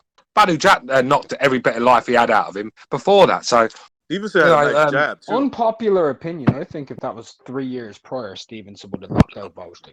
I agree. Oh yeah, I wouldn't disagree with you, but just to be fair, I had Adonis beating Badu because Badu's a Floyd fighter and they never win. So that's just me. And I've never seen a younger fighter have to resort to such tactics as low blows. Badu Jack, I'm so pissed with you right now. Low place. Fight Scout, give your fucking head a wobble, will you? Give your fucking head a wobble. You are one fucking How come- retard sometimes, brother. Did you guys know? Did you guys know that Ben Davison had this many fans? I'm surprised. Yeah. Of course he I does, think man. what Of people are course he saying does. that I think people are saying that there's going to be no big difference. It's all up to Fury. And to an extent, I agree with that. But look, Sugar Hill is, I guess when you compare him to Davison, like what's Davison's background? Like what's his background? What he used to train or used to hold the bucket for Billy Joe Saunders, and then I'll tell you his Tyson Fury background, likes him. man. I'll tell you what his background was. He was Billy Joe's fluffer when he got that hand injury from wanking too much and he needed a fucking fill in. That's what he is. And if you want to talk about getting people out, how do you get a man that's never been cut in his life, a fucking guy that's never been really hurt in his life before Wilder, and you get hold of him, and next minute he's got a 90 fucking inch cut across his eye. Get out of here, man. I tell you what I right now, mean? If you want to get petty, and let's talk about the Schwartz fight, whatever his fucking name was, the German bum. I mean, who was the one that he nearly lost? Not the Schwartz, he won that one, and not stopped him. Pauline. Yeah, I mean, he was terrible in that. That was a Ben Davison game plan. Terrible performance. I mean, if you want to get picky, we can start getting picky. You know, the guy had a fucking... well, that cut was ridiculous. That's the biggest cut I've ever seen. But Charlie Klitschko, it made his look small. You know, so... You know, all fighters... You can't... I'm not blaming Ben Davison for Tyson Fury really getting dropped. I think that's his own fault for having his hands down. But my problem with Ben Davison was the instructions in the corner. And Tyson was sticking to them instructions, and it nearly got him fucking knocked out. That's my point. Fucking dude, yeah, I had no idea how many fans this fucking retard had. For Christ's sake, the guy's a fucking bum trainer. What do you want from me? He's a fucking. I see because I was on my phone before. Now I'm at the desk. Now I can see everybody, all these little fuckers crying about Ben Davison in the chat. Who gives a fuck? Fuck him. He looks like a fucking wannabe Bugsy Siegel with his fucking faggot hair slipped back. Fucking 50 years old. Sorry, Bucho. Sorry. Ben Davison looks like he should have a fucking leather jacket on and be in Sons of Anarchy, not in a boxing ring. You know, here's the thing too. If I got add another point, I was talking to Thunderdome a while ago, and we were making the point like, dude, in boxing, anybody really could open up a gym and you could become a trainer. But like football, like I can't. I've never played football in my life, but I can't become a high school football coach just on a whim. Like I can't. I can't start my own fucking football team. Revolution. Sometimes I'll be watching TV and I'm watching a baseball game or I'm watching a football game and I'm like, man, I could do a better job than these guys are doing. But I don't know. That's not reality. Going by the criteria in the chat, mate, all you got to do is be a fucking cheerleader now and hold a spit bucket. Oh yeah. I mean, that's what you got to do, and you're a good trainer. In other sports, you got to kind of have some kind of credential. You know, have experience as a trainer in this sport. It's the only sport that you can come off the street and end up in a boxing ring training the world champion like 6 months later, and you don't even know how you got there yourself. I mean, that's the thing about boxing. It's just, you know, there's no standards to it, is there? There's just no fucking standards. But look, Ben Davis is going to be a very good trainer in a few years. Give him a few young fighters. I've got a feeling he'll do very well with them. But I just don't think that guy has. He isn't cut out for the top right now. And if you can't see that, then you're fucking out. I don't even know why you want. When you're Tyson Fury, I really don't. You need somebody with experience that can look. Tyson Fury knows a lot of stuff in the ring, right? Like in the ring is totally different when you're outside. You know, you're window shopping. In other words, you're like outside looking in. In the ring is totally different. I think that Tyson Fury was smart enough. Remember, a long time ago, Emmanuel Stewart said the two best boxers he sees coming out. You know, this is before they became anything. Was Tyson Fury and, believe it or not, he said Deontay Wilder. So, you know, they have an idea, and I'm sure he passed on knowledge to his, that's his nephew, right? Sugar Hill's his nephew? Yeah. Okay, so Sugar Hill's his nephew. So he passed on some knowledge to him, and you know, like, he probably sees what he could do, what he could have him do better. Who's the little guy that trains with Freddie, the Filipino? I can't remember his name. My mind's gone. Not Boo Boy. No, the other one. I know where you're I know who you're talking about. But that guy there, right? all he's done is he's learned from Freddie. He's been in the ring, watched world class play, watched Freddie train, and he's learned his experience. It does you good to be around that sort of environment. What world class gym? I don't see Ben Davison coming out of the Kronk gym. I don't see him coming out of Big Bear. I don't even see him coming out of the Brendan Ingles gym. Not even that gym. He's not coming out of these gyms. He's got no experience. This is what I mean. Boxing, you do need a bit of experience when you're at the top. I mean, look at Joshua. He's got Rob McCracken. Joshua's got Rob McCracken. I mean, you know, he don't get no more experience than that. You know, you got to have all the top fighters. I mean, even Wilder. I know Wilder's got Mark Breland around him. I'm not sure if he's still around now, but he had him around. I mean, he's still around. Breland definitely around.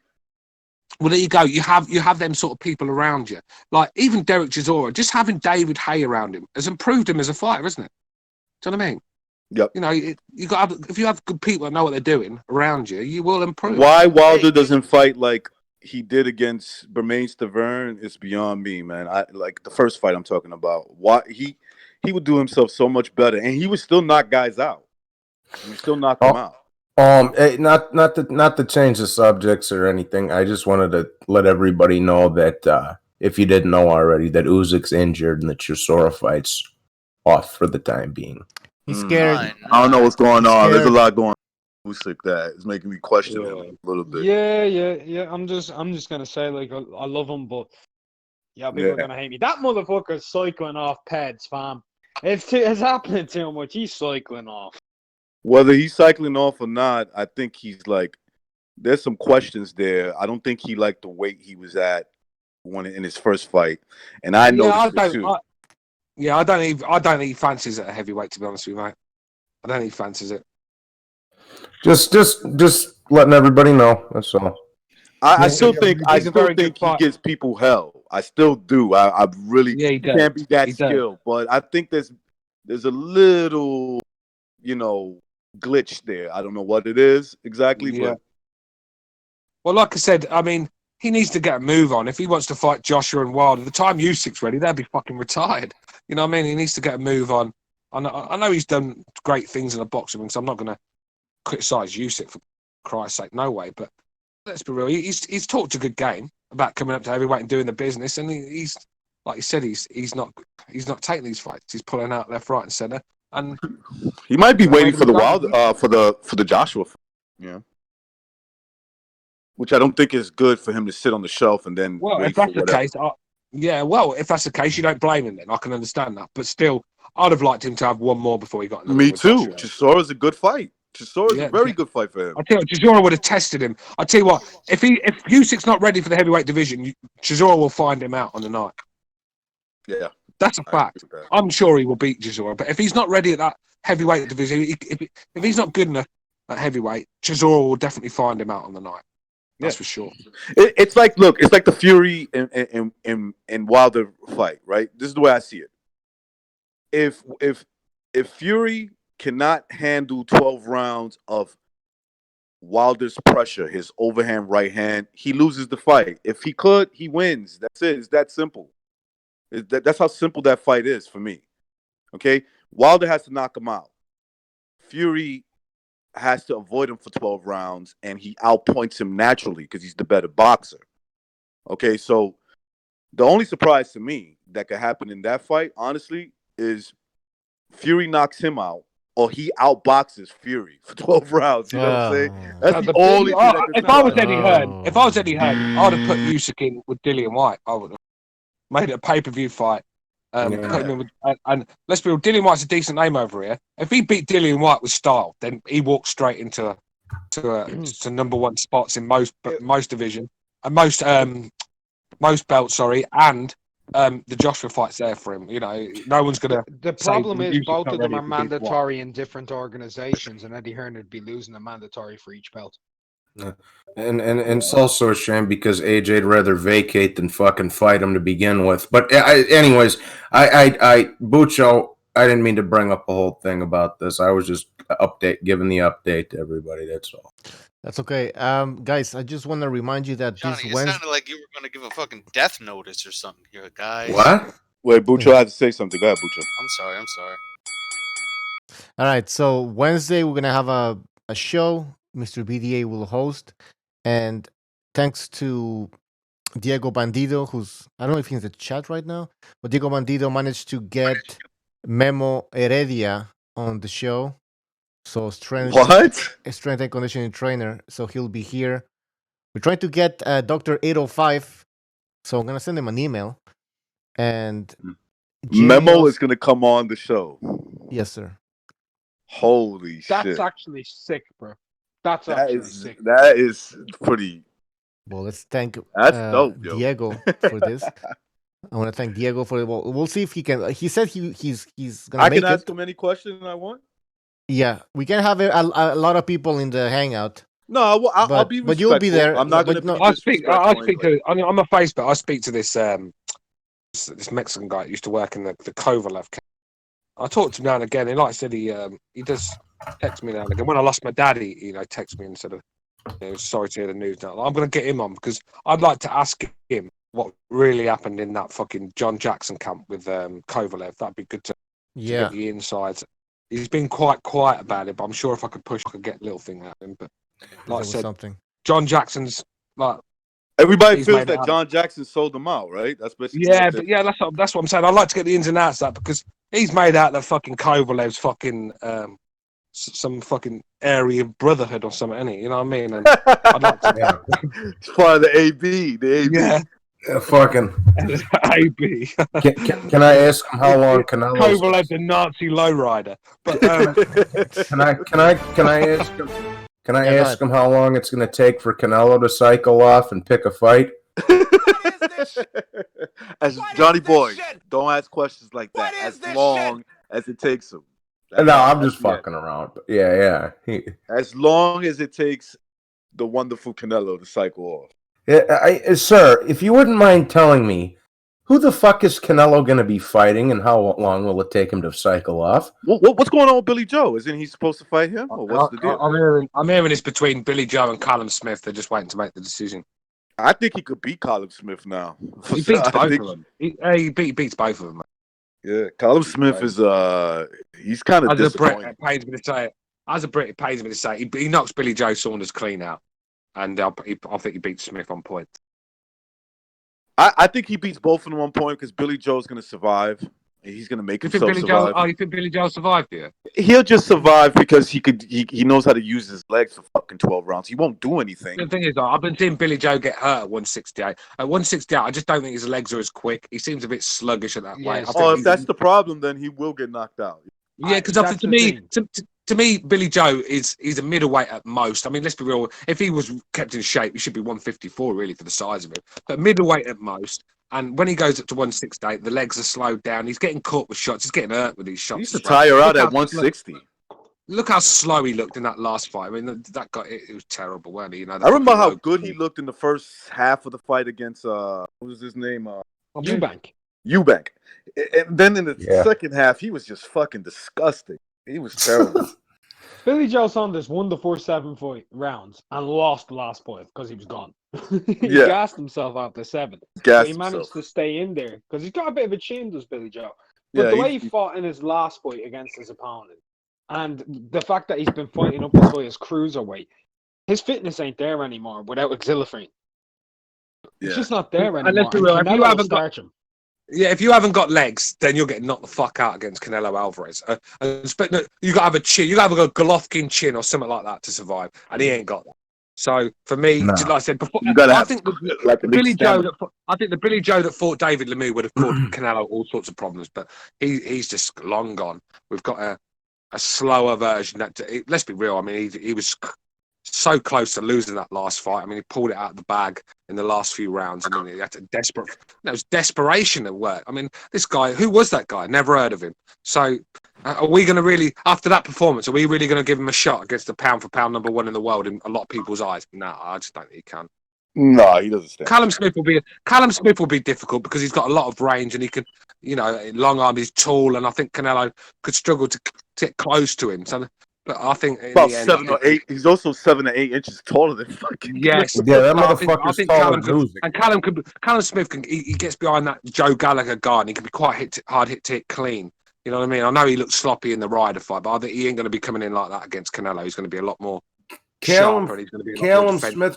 Callum Smith should be fighting the winner of Fury and Wilder. He's so fucking big, that big goofy cocksucker. Yeah, you should be fighting those guys. Yeah. He should be fighting Breeders and Darticus with about a cruise. Yeah. There you go. Yep. They both stretch him. They both stretch him out.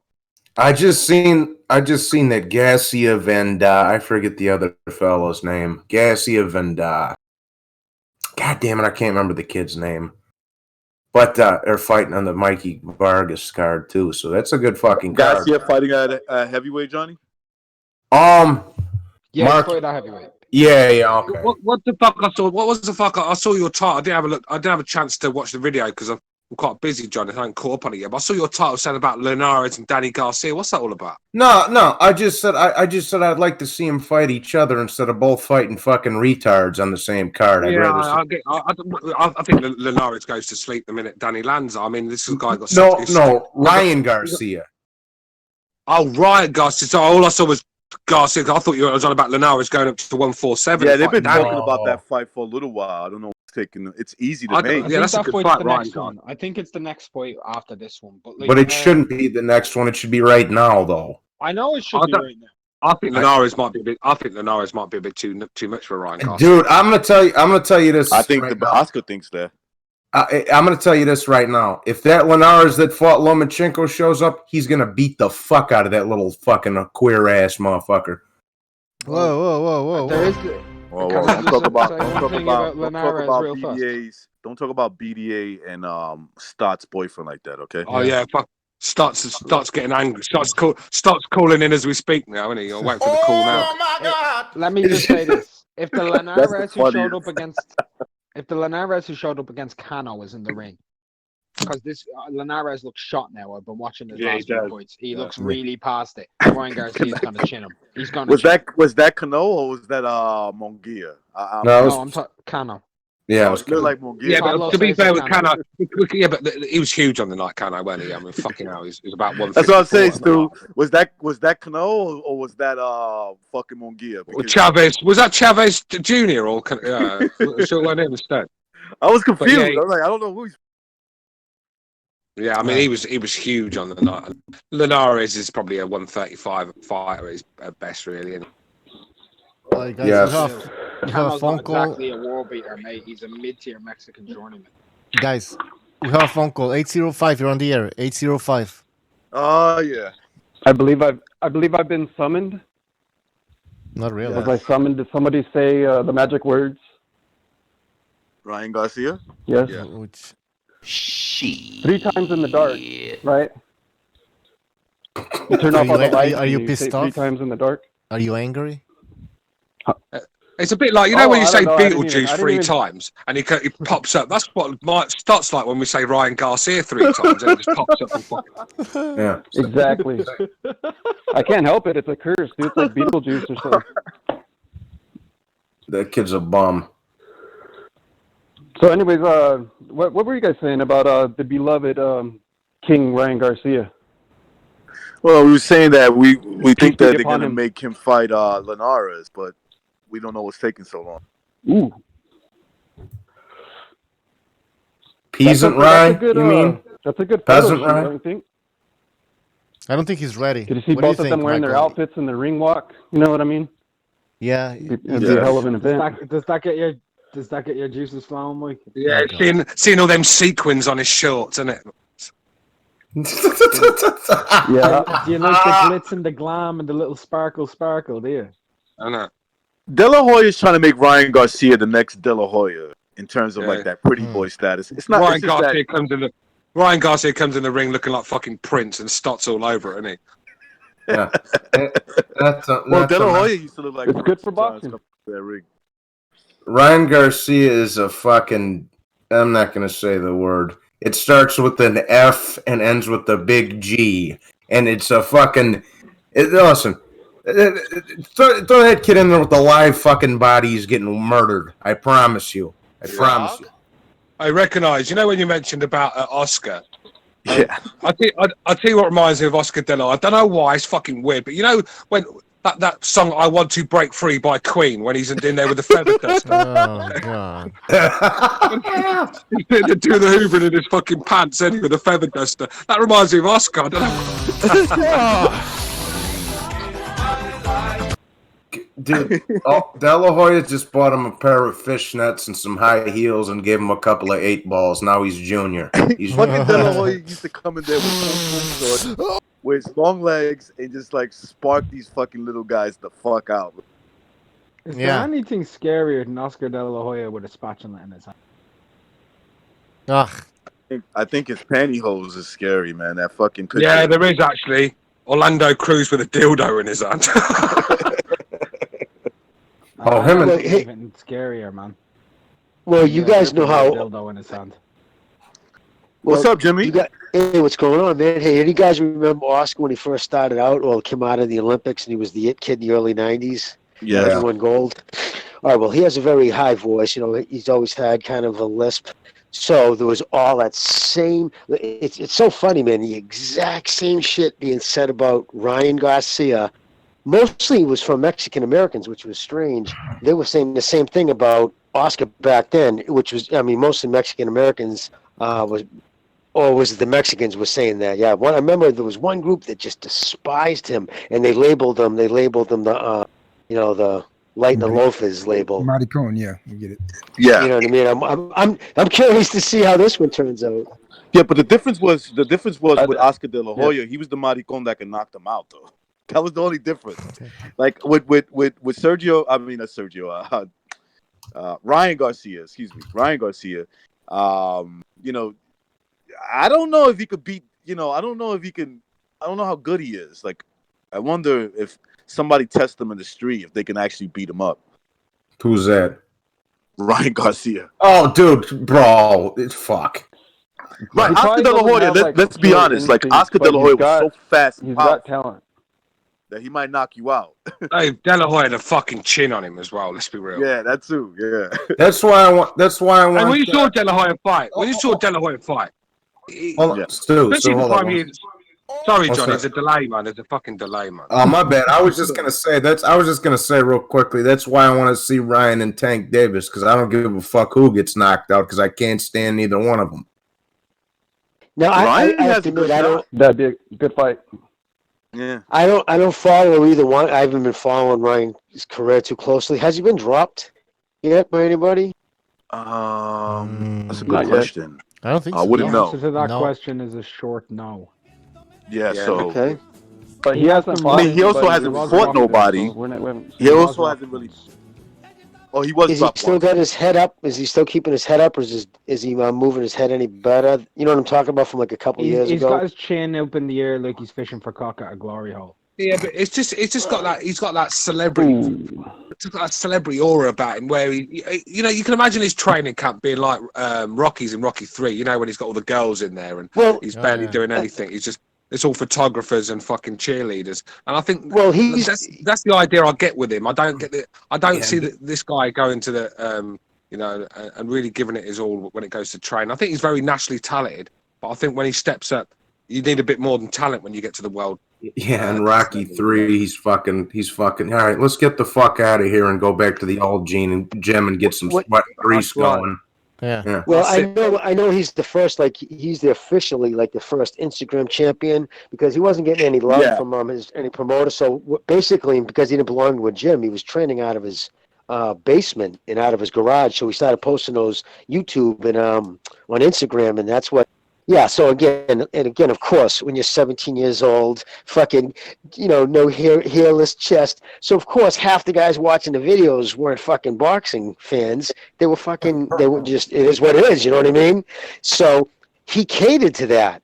So I'm saying he's either the most confident dude who smashes pussy, and he's so confident he don't give a fuck that people think he's fucking licking it, or he's licking it, or maybe he's doing both. I don't know, but it's kind of odd that he actually he almost entices people to say it. Like he actually antagonizes it, or he posts certain people. Like we're in such a fucking sick society, Jimmy, where it's actually, you're brave now, aren't you? You know, being brave today is not, say, going to battle knowing you won't be coming home. Being brave today is telling your wife you take up the batty or something like that. You know, we're in a society now where it's cool. No, it's cool to come out and say you're gay. It gets you. Like I said, what do you think Jenner did it for? What do you think Frank Maloney did it for? You think he did that to try and get back in the game? Good point. Fouled. Who's going to want to be sitting next to that in a press conference? Come on. Do you know what I mean? So, I'm not taking anyone's side. I'm not. Yeah, sorry, but we got a bunch of shit. I was just going to say, he's also sparred with Canelo many, many rounds, and I was told by someone who was there watching it, saying that Canelo wasn't holding him, that Canelo was cracking him. So when I heard that, I'm like, yeah, no, I guess they've become very tight, and almost it started out in their war against Oscar and Golden Boy, and because I was curious, I was hearing all this shit. I'm like, I haven't watched him. I'm not gonna pretend I know anything about this kid. So I straight up asked the dude in a DM, like, is he? And he goes, well, I was curious until I watched him, and he goes, he took some good shots from Oscar. Obviously, I mean, for Canelo, who's a lot bigger than him, he goes, Canelo wasn't, fucking. They weren't trying to knock each other out with 12-ounce mittens, but they were cracking each other. So, I mean, the one thing guys, I would say hold on. Wait. Medrado Garcia, thank you for your contribution. He says, did you guys hear any news about Broner fighting Devin Haney? Yes, we have, and we'll talk about it later. Also, we have another phone call. Wait, Michael, anything else?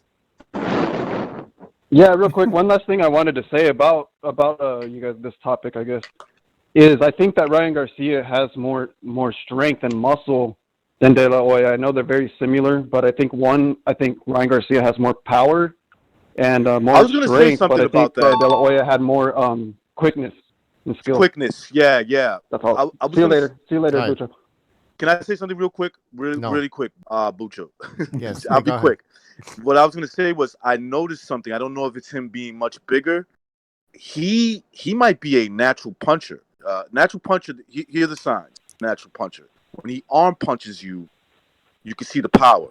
That's a natural puncher. So I did see him do that against, the nobodies he's fought. But it's still a sign. Now, that could be because he's naturally much bigger than these guys, too. Are you talking about now?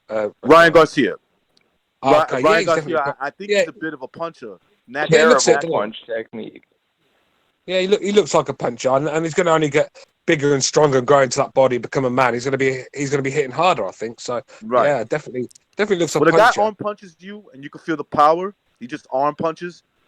That's a sign of a natural puncher, like a guy who's just a natural. Talking about punching, I just want to ask you guys quickly. You've got 5 minutes because we've not really spoke about this. Did you got? What the fuck's that noise in the back? I'm trying to cut people off. No, because I'm trying to bring in this guy 484. You're on the air. 484. 484. What's good, boys? Oh, Jackson. Jackson. Jackson. I just wanted to apologize last time. I was a little wasted last time I was on the show. Yeah, you was out of line. No, I don't remember. Yeah, I remember. I actually would tell you guys 2 things. Just a little I sparred today, and I play semi-professional hockey, and we're allowed to fight in that league.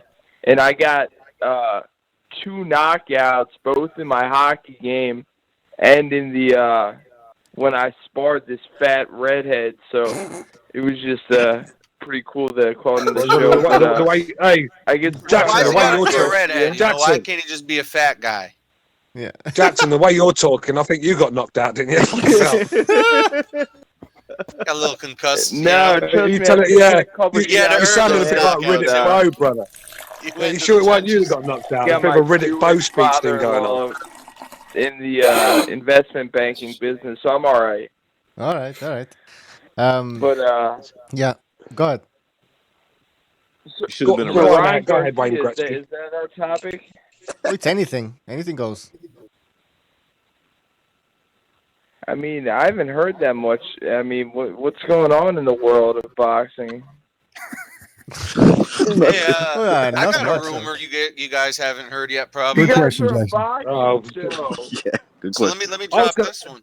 Let me drop this one for Jackson. Apparently, Andy Ruiz, his camp, has reached out for a new trainer, and that trainer is. Yeah, I heard. Okay. Teddy Atlas.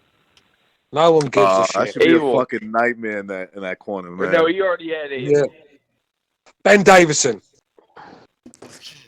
Leave him alone. Ben Davison. Leave him alone. Yeah, you should hire Ben He's Davison. gonna be Ruiz's trainer. No, Teddy Atlas. Teddy Atlas. I want to Oh, see that, man. Goddamn, Jackie. Teddy Atlas is going to pull out a fucking Twinkie in the corner or something. You want this? You want this? Yeah. You're going to have 2 cases after the pull out match. a gun and put it to his face. We're firemen. That's We're what gonna he'll have do. a Twinkie at the end, but if you don't get to this fire, no Twinkie. Freddie, the way fucking Atlas is going on, he's going to get fucking Ruiz assassinated from the mafia. The way he's going on. You want to get into the Twinkie He'll be factory on machine? the fire trucks. So. Listen, anyway, have you guys Jackson, ever did you read get a chance? Atlas's, Jackson, biography? obviously I don't want to talk. Jackson, obviously I don't want to talk about fucking ice hockey and Teddy Atlas. I just want to ask you a question, right? Did you catch up on the Kell Brook fight the weekend? I heard about it. I like Brooke. I didn't watch it, no. But he is one of my favorite fighters. Well, you should go and have a look at that because Brooke. I'd like your opinion on if you think he's back or not. You know, was it a good performance? I actually enjoyed the performance. I thought the timer was out for the first few rounds, but once he got the time, he looked quite vicious in there. And I think that's what I liked about his performance. But I wanted to ask you guys as well. Obviously, Jackson, you can join in because this combo is really going nowhere. I want to ask you guys about in his fight, the Kell Brook. Before. I want to ask you guys about. He didn't look too good, so I thought it might have been over for Brooke. You know. Yeah, but because me too, mate. I've had nothing good to say about that guy because he hasn't deserved any good praise. I mean, he's been fucking like Lord Luke and disappeared for years. You know, let's be real. I was a bit wary to that American that came over. It's a specimen of a man. He just couldn't box for shit. But Kell Brook looked quite good. What about you boys? I want your opinion. I was just going to ask you that. I haven't seen the fight yet. I didn't get a chance to see No, it. But to just real quick too, Stu, to your point about Ryan Garcia, think about this. My thing is this: I defer to like Oscar. No matter what everybody thinks of him, that dude knows his boxing. So does people he has around him, like Eric and shit. The fact that they would take the embarrassment they took from him, because let's be honest, Ryan embarrassed him on Twitter. Some of the shit he said, and for them to take that on top of that, throw a lot of money at him, like prepay a fighter, which is almost unheard of nowadays. They obviously think he's got the goods. So you know what I mean? I'm really curious myself. But again, I didn't see the Brooke fight. Oscar's desperate, and let's be real. He's fucking. He ain't got really. His stable's I mean, not he's exactly got great. Canelo. He's not desperate. Hey, listen. He's holding on to Canelo by the fucking coattails. Canelo wants out. Do your research, Jackson. If Canelo could get rid of De La Hoya, he'd have been gone yesterday. The fact is, he's signed to a deal. He's putting up with him right now, but he'll be gone as soon as that contract. Mind you, the time that contract's up, you'd probably fucking call it a day. He's made that much money, but I know that there's problems between Canelo and De La Hoya, and definitely at the moment. Well, Stu, Canelo's his own franchise. Thanks, guys, for not fucking even. Thanks, guys, for not watching the fucking Brooke fight. So I try to bring up a subject. I saw the highlights. Okay, I saw the highlights. He looked vicious in it, But then again, I don't know who this guy is. Yeah, well, there you go. You can only go by the opponent. But would you guys be happy to see him in there with Crawford next? Because they're talking about that. I think he should. Even before that, I thought Crawford should have fought him. Yeah. Kell Brook has time. Kell Brook spent his whole career having warm-ups. It's time to just get stuck in and go for the best. Crawford's there for the take, and I'll tell you what, Kell Brook's got the punching power to stop Crawford. I'm telling you, you can put out record. I've said it now. Kell Brook has the punching power to stop Terence Crawford. Go ahead, Jackson. Brooke can box. Like he used to be good. Like I love that guy, Kell Brook. Dude, he went in there with Triple G, and he would have beat Spence if he didn't fight Triple G right before. I have no doubt about it. Like Brooke, I think so too. Is one of my favorite fighters. He can box. I mean, his jab is beautiful. Stu, are they still talking about that Khan fight with Brooke and Khan, or does anybody give a shit about that? I'm talking about Crawford. I'm not talking about Amir Khan again. Mention that name again. I'm putting the fucking phone down. Coming off the show. No, I'm just saying, like, nobody cares about that. No, I know. I wasn't sure if people are still interested. No one's interested in Amir Khan. That fight, 5-6 years that fight's been going on in the UK. I don't want to talk about it now. We're talking about Crawford. Well, this is the problem with this show. You try to get a topic going, and someone just change it for some boring ass fucking topic we've spent 10 hours talking about before. So I mean, I'm talking about Crawford fucking Brooke here, man. I don't want to talk about Khan. Exactly. I got something to contribute to the Brooke conversation. Weren't still wishing for that fight. All right. Anything else, Jackson? I got something to contribute to Go the ahead. Brooke conversation. So you guys might laugh at me, but I'm used to it at this point. Yeah, probably. There's somebody who I want to see fight Kell Brook because he called him out. Because he got a big upset and it was an unknown dude. You guys remember Sam Eggington? Oh God! Get the fuck out of here, you fucking Got knocked out a freckles. few years ago by this nobody from Tanzania. He knocked that boy out and he just started. I want Kell Brook. I want Kell Brook. Fuck it. Give him the fucking fight. He earned it. He wants it. God damn it. Let's talk about what Stu was talking about, which was. Well, no, yeah, because I don't want Jackson. I don't want you to think that I'm shouting at you and taking it directly at you. I'm just saying, in general, I'm sick of talking about the same fucking stuff on this show. You try and bring up a topic, a good fight, something fresh to talk about, and what do we get back on? The old fucking same nonsense that we've been talking about. I know, for 3 man. years. Let's spice it up. Let's change it. Yeah, up. Khan has moved on. You're right. Two topics now have moved on, and both topics have been moved on for garbage. Fucking. Khan died, and then he got knocked out by fucking Canelo. Khan was dead. He doesn't even exist anymore. No. Well, he was in that celebrity show in the UK there. Yeah, that was his soul. Canelo killed him. Come on, bro. I want to know why the guys in the chat are laughing at the thought of Brooke stopping Crawford. Crawford's dodgy as fuck round the whiskies, mate. I'm telling you that now. He's dodgy round the whiskey. And let's be real, so easy to hit. Kell Brook is precise and clean. If he's on it, mate, I'm saying it now. I'm putting money on it as well. Kell Brook stops Terence Crawford. I'm telling you now, he does. Terence Crawford looked terrible recently. He has looked terrible for a while, it seems. I know Brooke's not been doing anything. Well, here's a question for you, Stu. Here's a question for you, Stu. Right, and I know the answer to in my head what I think. What about Brooke versus? Do you think Brooke is a bit better than Kaviluskas? Kell Brook would beat the shit out of Kaviluskas. All right, so if you feel that, and I happen to believe the same thing too, that's going to be a good fight, him and Crawford. I think so too. Listen, I think he beats. What would Kell Brook do to fucking? I know we had his dad here the other day. He's a great guy, but come on, what would Kell Brook do? A good fit Kell Brook is beating Benavidez up, isn't he? Let's be real. Yeah, I think he would be tagging up Triple G like. Listen, yeah, exactly. Kell Brook. I mean, listen, he Bash Porter. They did Bash Porter beat Skull Porter. But I tell you what, he's a very. Let's be real. It was only the energy that cost him in the Spence fight. He was winning that Spence fight. He was beating boxing. Spence up. He was beating Spence up. Spence showed a lot of heart that night, grit, determination. He proved to me that he's a warrior, Errol Spence, that night. He bit down on the gum shield, and will and determination got him through that because it wasn't boxing skills. The Triple G fight. What's that? Do you think Spence would have won if Brooke didn't fight Triple G right before that fight? Yes, Jackson. I've always said that. Brooke I've always said bodying him. I think that Spence would have beat him up bad. I mean, Brooke would have beat Spence up bad in that fight.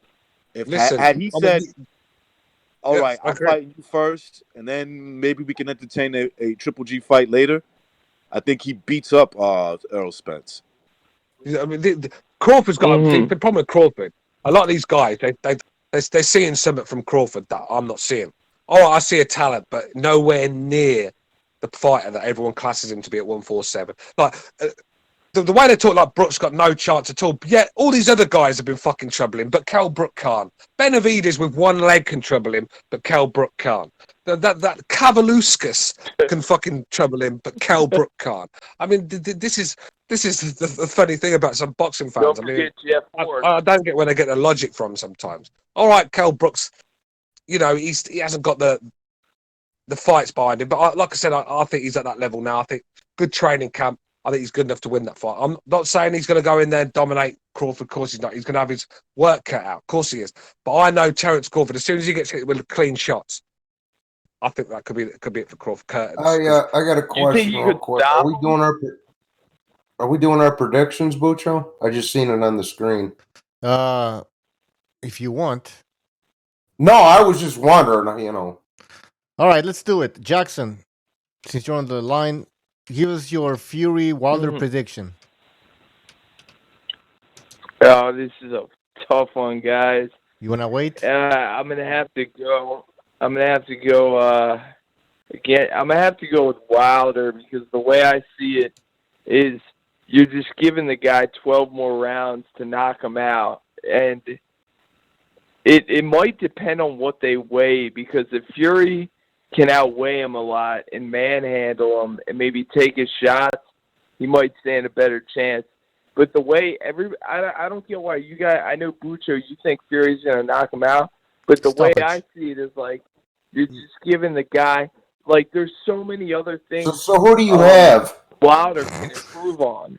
Wilder can improve on his left hook. No, he Got can. that, No. clothesline, Stu calls it.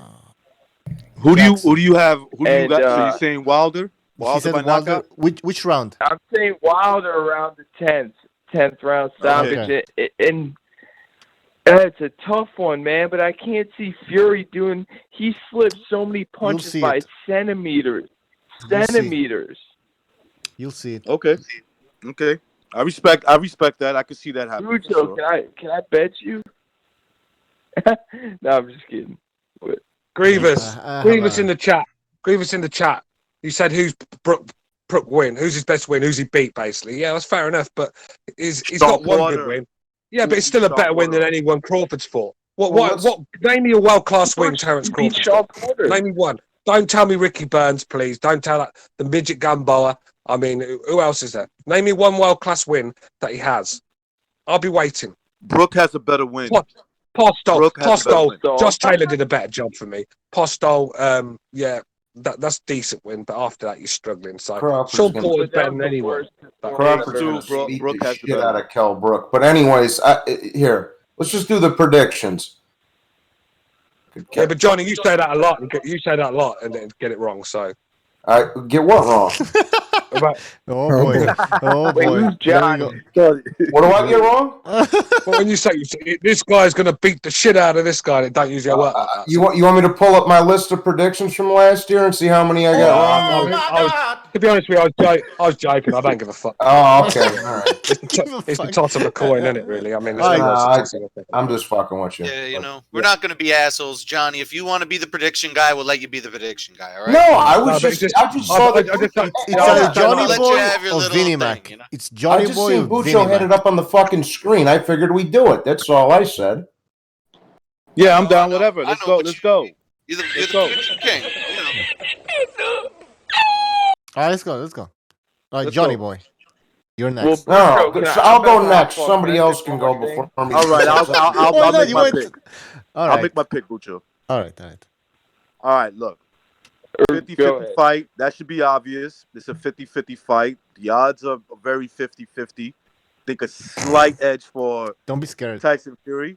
I'm going to say Tyson Fury beats him on points. That Unanimous split. Okay. you know, because it's Wilder, I could see a majority decision. Tyson Fury, of course. The only way Wilder could win this fight is by knockout. And he has a very good chance. The first fight already showed us everything you need to know. Wilder almost knocked him out, and he outboxed Wilder. So that's how the two guys. Those are the keys to victory. Wilder has to knock him out. Fury has to survive 12 rounds, and he just wins because he's the better boxer. So I'm going to go with the better boxing skills, and I say Tyson Fury survives and wins. Whether he gets it officially, I say he wins the fight. Okay. Who's next? Okay, myself, I'm saying Deontay Wilder knockout round 8, and that's just my gut. Revolution. That's right. Crazy, man. I just think I like it's. the pick. It could just happen. You know what I mean? I'm rooting for Fury, especially by knockout, dude. I think we agree with me here. If you guys agree, if Wilder gets knocked out, it's gonna be like seeing your team win the Super Bowl or the Stanley Cup. So I'm gonna be freaking out, man. I'm gonna be so happy. I'm not a Tyson Fury fan, but I would be happy because I know his boyfriends would be crying. Yeah, exactly. Revolution or recognize, Bryce. So that's I could really give a shit. I just would like to see these fuckers cry. Exactly. Just to see Wilder laid out on the fucking canvas, I'd be like, yeah, oh my Yeah, God. I think that's the main reason why most people want to see Wilder get knocked out. I don't think anyone here wants to see Wilder get hurt, sort of thing. But we just want to see him on the canvas, flat out, for the I don't sake have of his nothing fans against Wilder, crying. The personally. fucking for the I sake of wanna their see fans AJ crying. That's put him on basically the what I want to see it canvas. for. But yeah, Let's He's the bad guy. I want to see him get his comeuppance. let's get fucking. I'm sorry, Butcho. Who's next? You, Johnny. I don't know. Oh, I'll go. Yeah. All right. Well, like Recognize said, it's a 50-50. I'm not going to argue with anybody picking the other way. But to me, I think Wilder's going to clip him at some point. And the only reason I say that is just because, like I say, dude, I don't see Fury knocking him out. I think it's either Fury on points or Wilder by knockout. And like I say, Fury's got to be perfect for 36 minutes. Wilder's got to be perfect for a split second. Exactly, and that's So I got Wilder. We'll say, I'll say 8. Knockout. I'm going to Same thing. Me and you. I'm going to go against the guys on the chat. I'm going to say that Tyson Fury gets the stopping. I will tell you why. Yes. Nice pick. Good. I've been going forward and backwards in my head non-stop this fight. It's just so difficult to call. 1 minute I'm saying Wilder wins by KO because I don't think Tyson Fury looks like his head's in the right place. Then I'm saying Fury's got sugar here. He's going in the camp looking to sit on his punches a bit more and throw more punches in the pocket, which I've always called for. So it's how Tyson Fury turns up on the night. If he turns up the way he did against Ben Davison and try and jab his way to a points win for 36 minutes, he's getting stopped. I agree with the boys, but I got a feeling Tyson Fury knows he can't go in there with that game plan. He's going to lose on the cards again because he'll get robbed again. You've got to go in there and you've got to take it out of the judges' hands. And I believe, because I think, all right, Tyson Fury doesn't hit hard enough to stop Wilder with one shot. I agree with the boys. But I think if Fury can land the combinations and just put it on him constantly and not let Wilder breathe, I think he'll fall apart. And that's when his shape will go. And that's when he might get stopped on his feet where the ref just says enough sort of thing. I don't think Wilder's going to be sleeping on the canvas, no. But I think he can be stopped on his feet. And Yes, I think that's what I'm going to go. I'm going to go for a 6th round. No, though. I'm going to go for a 7th round stoppage. Tyson Fury. Oh man, Stu's making the. He might be bold- right. And before any of you guys call me a British fucking fanboy, I picked Wilder in the first place. Yeah, Yeah, I here we picked go. Wilder in the first fight too, Stu. I did. Yeah. All right. We just need Hey guys, I gotta go Jimmy. pee. So we're gonna take a little break. Well, I'll take a break. So you guys continue chatting. We'll continue with the predictions in a few minutes. Pete, what's your prediction, Pete? No, save the prediction till when I come back. Talk about something Bucho, else. wait, you said you eating? What are you eating? No, I'm you gonna said go you gotta pee. Oh, you gotta go Pee, pee. I pee. thought Can I ask you one thing? Because I gotta hop off soon. Yes, go ahead. Stu, you still there? Stu's here. Yes. I'm here. How do you like? Because I really saw Fury try to stop what's his name, and he was beating him up, but he couldn't get him out of there. Out of Wilder. Yeah, but the thing is, I know who you mean, the Wilder last guy, tough right? son of a bitch. That's who he's on about. I think he's cut off. But they're two different guys, bro. They're two different guys. One has a better chin than the other. One tucks up behind the guard and is a stocky, short little pit bull. The other one's like a fucking giraffe. So different sort of guys. And like I said, with Wilder, he crumbles under pressure. Where that guy didn't. That guy knows how to take punches because he's a punching bag. That's what he does best. But with Wilder's not used to taking punches. He's used to strolling around the ring in there with 50-year-olds waiting to land his right hand. You put it on a Wilder, his shape goes, and he panics. And like I said, look when he panicked. When Luis Ortiz hurt him, look how he panicked. He was all over the fucking shop, holding and he done the Sammy Davis Jr., the Jackie Wilson, he did them all that night, didn't he? Yeah. So that's what I'm going with. All right, it's a bold pick, but I want to be a bit different. I don't want to. And remember, Wilder's if I'm naive, if I believe everything, then you believe too much either. The guy said in the chat because you believe you're too stuck on Wilder's power. You're too stuck on his power. You believe that everything he touches is going to fall over. Well, the last fight that wasn't the case. Tyson Fury got up and for me won the fight. So it goes both ways. I can probably listen to Fury's camp and probably get persuaded by what they're saying. Yeah, and you've done it by the Wilder camp, and everyone is saying Wilder's going to win by KO. So it goes both ways. Yeah, we'll find out. Oh, let me say one thing. What if we're not afraid over here. We're not afraid to give out predictions over here. Going to attack him. We don't make excuses or anything like that. And he's not going to let. Maybe you guys might see it as an excuse once the fight is over if we thought the other guy won. Yeah, there was a lot of that going around with the Comey Teofimo fight. I know that. What happened there? I'm just curious. I thought the Comey hits too hard. What happened? There you go. We were all saying that after the Nakatani fight. We were all saying that. Yeah. I'm just fucking. I mean, let's be real. I mean, the amount of people, I used to get people like that, being condescending narcissists like we've got in the chat today. People like that laughing at me when I said Loma would make fish food of Rigondeaux. I said this is years ago before when there was I said that'd be fish food. I said it'd be like feeding a piranha to fucking Lomachenko. Dude, I got so much shit. I got so much shit. Weirdos coming onto my fucking chat when I said the superior fighter will win, Lomachenko. I said that's all I said. The superior fighter will win. He's just the better fighter. Oh, you crazy? That fucking white boy's gonna get killed. You're nothing but a coon, or you're a Puerto Rican. Whatever the fuck they were calling me. At the end, it was like, okay, didn't I just say the superior boxer would win? Didn't I say that? And then they retract themselves, recognize, start saying they said something else. Exactly. And recognize exactly what they do. And recognize how many white guys have ever fucking talked nasty, honestly, just straight up and nasty like that about race in your life. Never had a white guy. Well, he just disrespect you for your race, right? Right. Exactly. I've never had it done in person. Goddamn, I'm going by the comments, by the names that they were using. One, I actually know who he is. I caught him out there. I'll keep that between me and him. But I know who he is, and he's definitely not white. And I listen. It's always them, but it's like, look, I gave you my prediction. Give me props. I said the superior. I titled it "The Superior Fighter Will Win." Once you start hearing my video, you find out who's the superior fighter. I said Lomachenko beats him. Well, BDA put out a good video today. Jimmy, I said all the reasons why. He's younger, he's bigger, and he's faster. Where does Rigo have a chance when you go up against that?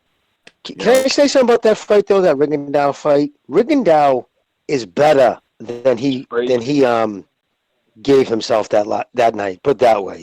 It was bizarre, don't you? Right? I mean, be honest. I mean, he is better. I mean, he's got great. I picked Lomachenko too. I'm right with you in everything you said. 100 behind you. But I'm just saying, on top of that, even though I thought Lomachenko was going to beat him, it was almost like he didn't even try.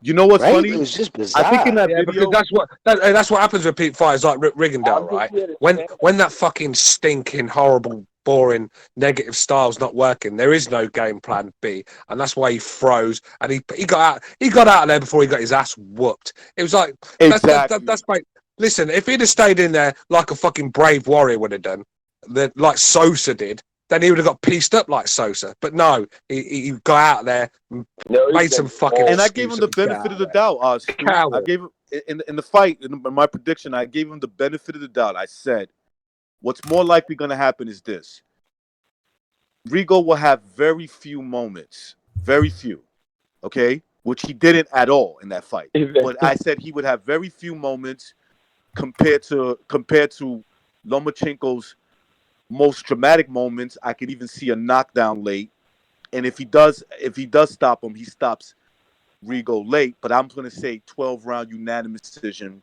with a knockdown. Well, all I gave him a benefit. All I heard was all I heard was whoever Rigo touches, he breaks their jaw. I was hearing all this, and the only thing that broke that night was fucking Rigondeaux's will to fight. That was Yeah, I was just gonna say props to Jason Sosa for actually showing he's got some fucking balls and taking the beating that he did. He didn't fucking quit like a fucking punk like Nicholas Walters and Rigondeaux did. Yeah, but he's a Philly boy. Philly boys are tough. Yeah, exactly. His dad. It's quite a common thing over there and all, isn't it? A lot of fucking guys quitting on their stalls when they can't fucking cope with a bit of pressure. And for Jason Sosa, it was his corner that said, "Look, I'm stopping the fight." He was taking a beating. That was his corner. His corner said, "Look." Oh yeah, no, exactly. Yeah, I don't think Sosa wouldn't have quit. Yeah, Sosa would have just stayed there till he died. Yeah, like his dad was like. Rigondeaux, like I said, Rigondeaux. I mean, Rigondeaux made was it fucking Yamakasa? Who was it? Amakasa. He fought Amakasa, was it? I mean, he made him look like fucking Golovkin, didn't he? He was bashing Rigondeaux all over the place. I mean, I know he's a big guy and that lot, but that was the alarm bells for me. And then when he can, I mean, let's be real. Josh Warrington did a better job on Amagasa than fucking Rigondeaux did. Let that one sink in. The guy was the most overrated fighter in the the decade. He had a shiny little six pack. And he was good in the amateur. At the end of the fight, Stu, the LDBC fantasized that would actually be Lomachenko. I'm like, are you crazy? Like, get the. If anybody's one LDBC, like that one guy's fight. If anybody's face is going to look like that at the end of the fight, would be Rigo. Rigo quit before that happened. There's a LDBC channel, Facts Over Fiction, that actually put out a video saying Lomachenko lost, and here's the reasons why. Was losing.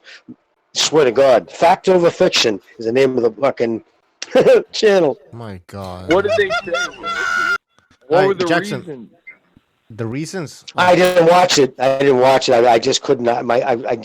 I can't afford to lose the IQ points. Yeah, exactly. No, it's pointless.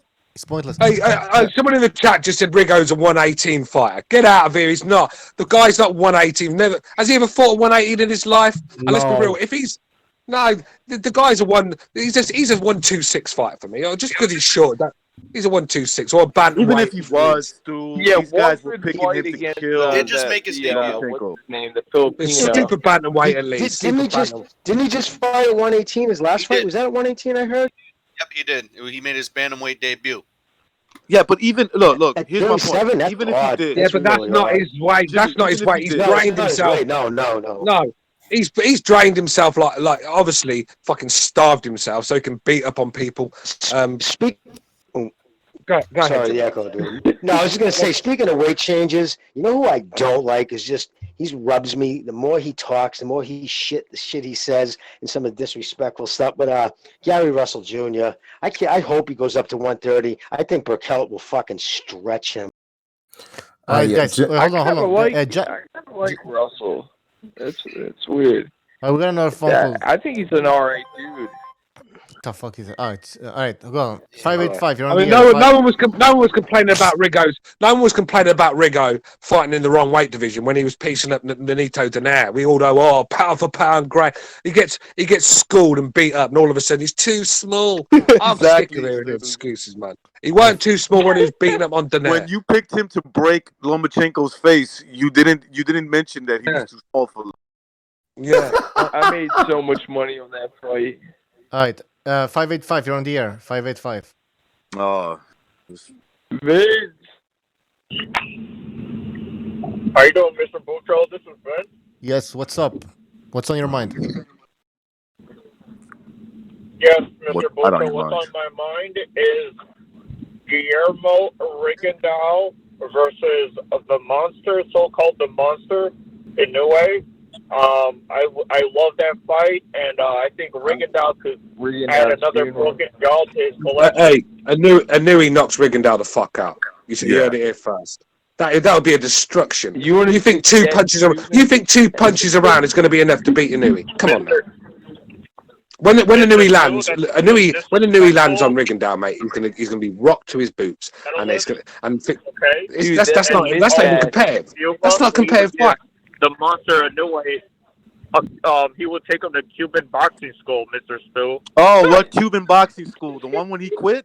That one? Yeah, as bad as useful as fucking Berkeley, that is. Hey, what else, Vinny? What else? Are you getting your wallet ready? I'm sorry, Saving a guys. little place? I don't believe New Age can beat Mr. Rigondeaux. I'm sorry, guys. I mean, Yeah, he 'cause almost lost to Vinny, I'm Donaire, sorry. and we put Rigondeaux there. Did you correct? say the same thing? Did you say the same thing? He was fighting Lomachenko prior to the Lomachenko fight? Yes, Just he after? did. He did. You picked Rigondeaux for Lomachenko? Yes. You can tell. This was before I was on the podcast. Why guys. did you do that? Did you pick Rigo? Guys, I mean, Rigondeaux, I mean, it's like Lomachenko going up to welterweight and fighting Earl Spence. We know he's No, not it's gonna yeah. beat Well, Spence. he should have took the fight when he was offered it then for 750,000. Absolutely. When he was offered 750,000, a fight at 126, his fucking ass went. So don't you dare fucking talk about going up to And really, on top of that, the size disparity between Spence and fucking Garcia was greater than the size disparity between fucking Lomachenko and Rigondeaux. You look at What about Lomachenko Crawford and Rigondeaux, Gamboa? it was almost shoulder to shoulder. And then the next guy he It'd be fights, like he Loma fought the kid from fighting England Josh who's like a foot Taylor. taller than him. Where was the excuse then? You know what I mean? Everybody said, Rigondeaux's too little. And so Lomachenko, who was almost the same size as Rigondeaux, and anybody who saw that fight, and Vinny, if you saw that fight, are you going to tell me that size was the reason why Lomachenko? No, it was And Jimmy, and what does that tell you about Rigondeaux? What does that tell you about Rigondeaux, right? A guy he's gone down to 118. I mean, he's too scared to even go down to 126 and down to super bantam. He's gone even lower than that. And let's be real, he must be draining himself. Look, when he was fighting, when he fought Lomachenko, the guy was roided up to the fucking max. It's not my fault, right? It's not my fault that he's stopped taking his roids now. He's lost a bit of muscle. Yeah, he probably has to go down one division or two. But to go down at 118 tells me that coward. He don't want to fight the good guys. He wants to beat up on people that he's bigger than. That's what he wants to do. Did you see the fight, Stu? Yeah, he was terrible. You think I'm going to watch a Rigondeaux fight? Come on. Well, But hey, dude, right? I checked out some of it. Dude, they started booing in the third round, and they booed right up to the time Jim Gray interviewed him. And when Jim Gray, fucking bruiser raining down on him, said, "Now, does it bother you that the fans do not like your style?" And without hesitation, after it was interpreted, "No, not at all. These boos got me this." And it's like, no, asshole. These boos got he's you a bomb. in an empty They stadium. don't understand it. Like Cuz D'Amato used to say, it's entertainment. Like, you have to be excited. Hey, Vinny. That's We why want to he ask you got- something. that's why he got paid $100,000. Let me ask Vinny a and he- question. I want to ask Vinny a question. Hey, Vinny Mac, you still there? Garcia, the guy that made Mike Tyson the most exciting heavyweight in history, nearly. Yeah, Vinny he's Mac, that the are one you you're still talking there? about. Are you still there, Vinny Mac? Vinny. Yes, Mr. Recognized, I would like to rebuttal by saying only casual boxing fans would boo a performance, a masterpiece performance. You're that Mr. awful. Rigondeaux Bye. performed Yeah. on Saturday, guys. I'll tell you what, mate. You cannot That lie, title guys. you're That was holding, mate, you're losing that belt. I Next guess year, can that's I gone. comment? Can I comment? Go ahead, Mark. Go ahead, Mark. You can't call it a masterful performance when a dude literally spends most of the fight running around the circle. He threw roughly 6 punches per round. That's not masterful. The other guy was walking and not even throwing punches. He didn't really want anything after the first round. He just kept walking forward. And Rigo would just fly up the left hand every once in a while just to get a scoring shot, and that was it.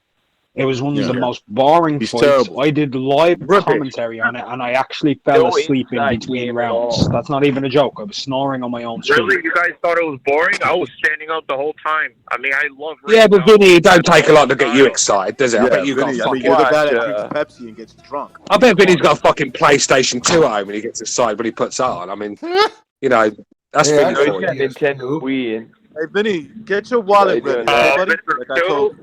Mr. Stu, I do not have any PlayStations or any kind of gaming console. I was only kidding with you, but come on, man. I mean, if that's exciting, then you really do need to go out and find yourself a bit of a life and get some bit of fun in You're your life. boring. Yeah. Come on, man. Well, like, you know, let me say something. even go and get yourself a Vince. prostitute or something. Spend $40, $50 on a prostitute. It's got to be better than watching Rigondeaux, isn't it? Come on.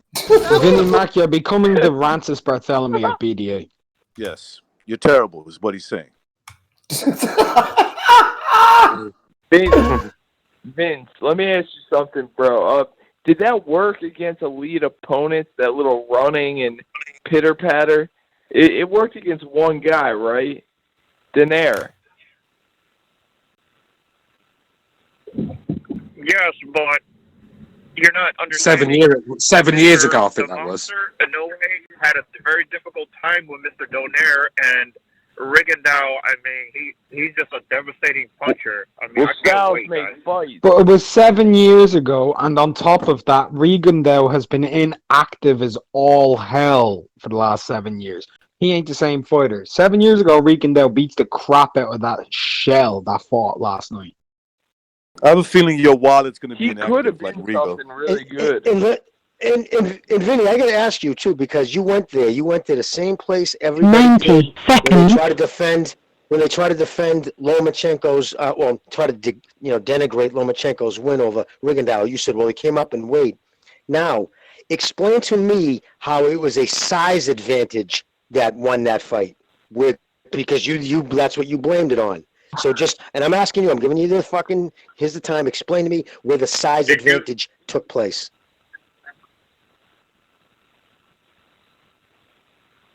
Yeah. 60 seconds. Yes. Is this Mr. LSD? Answer that, man. Yes, I will gladly answer you, Mr. LSD. I personally, when I see the fight, I mean, Rigondeaux looks so small compared to Lomachenko's. Very unfair. I think. All right, now I have to call out Yeah, your but bullshit. hang on a minute. That's bullshit, though. That's Yeah, listen, I bet you thought. Hey, Wait, let Jimmy finish. I bet when Linares was in there, though, and when Linares was in there, standing a foot and a half taller than fucking Lomachenko, I bet that was fair, that one, though, weren't it? That was nice and fair for you.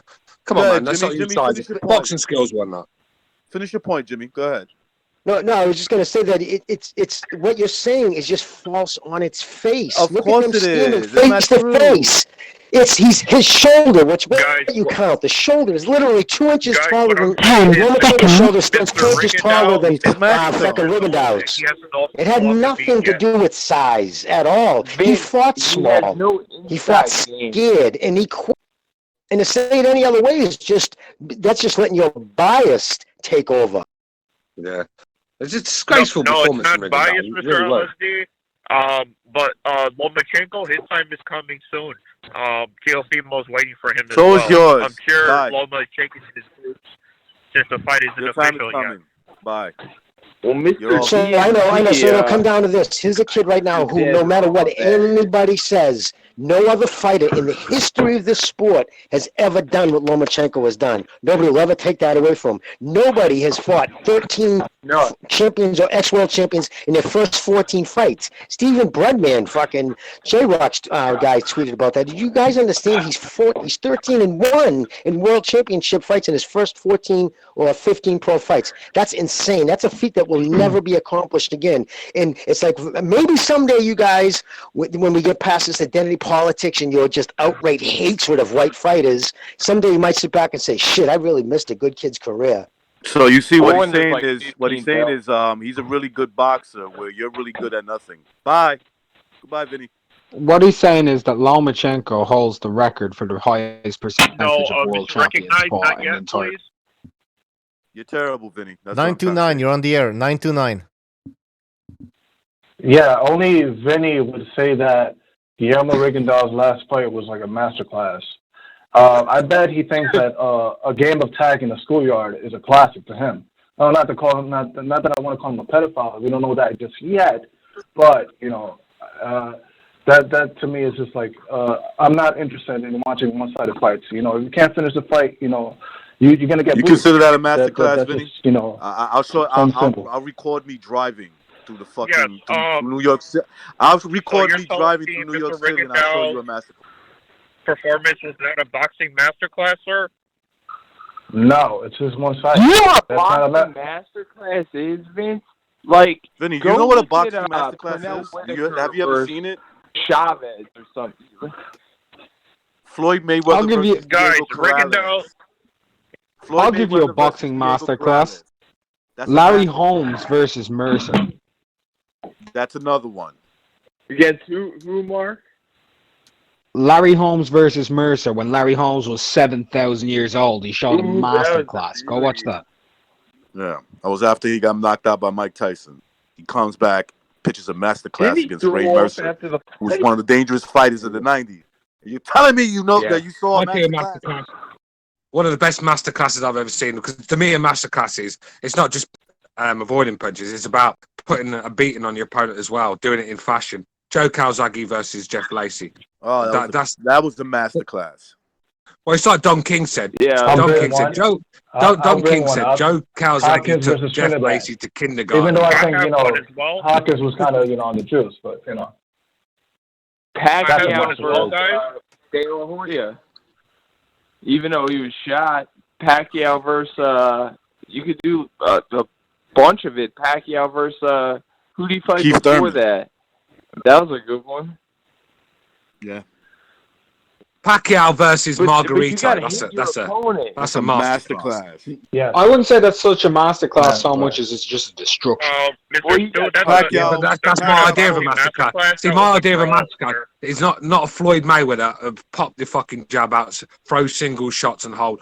That's not a masterclass to me. A masterclass to me is throwing crisp combination, Floyd doing beating up damage. Diego Corrales. Yeah. That was a masterclass. Yeah, Floyd beating up Corrales. That's a good one. But not Floyd. When people say, Floyd was a masterclass against Canelo, no way. He ran off the fight. Don't forget the biggest masterclass of last year. David Price against Dave Allen. Good against Canelo. David Price against their went to the hospital. That's what I'm saying. We don't see a lot of masterclasses because for me, a masterclass is when you've got two guys in there at the same sort of level and one just dominates the other with boxing skills. That's how and beats him up. But when you've got a guy that's 10 levels above another guy and he's looking good beating him up, and we can't really call that a masterclass, can we? I think you've got to get the criteria right when you use that word. Yeah, you're throwing the word, Vinny. You're throwing the word masterclass a little too loosely. Okay. It's almost the way you drink Pepsi. And that's a casual thing to do. Yes, they thought Floyd over Pacquiao was a masterclass. Masterclass. How about Floyd Mayweather versus Andre Berto? That was a boxing masterpiece.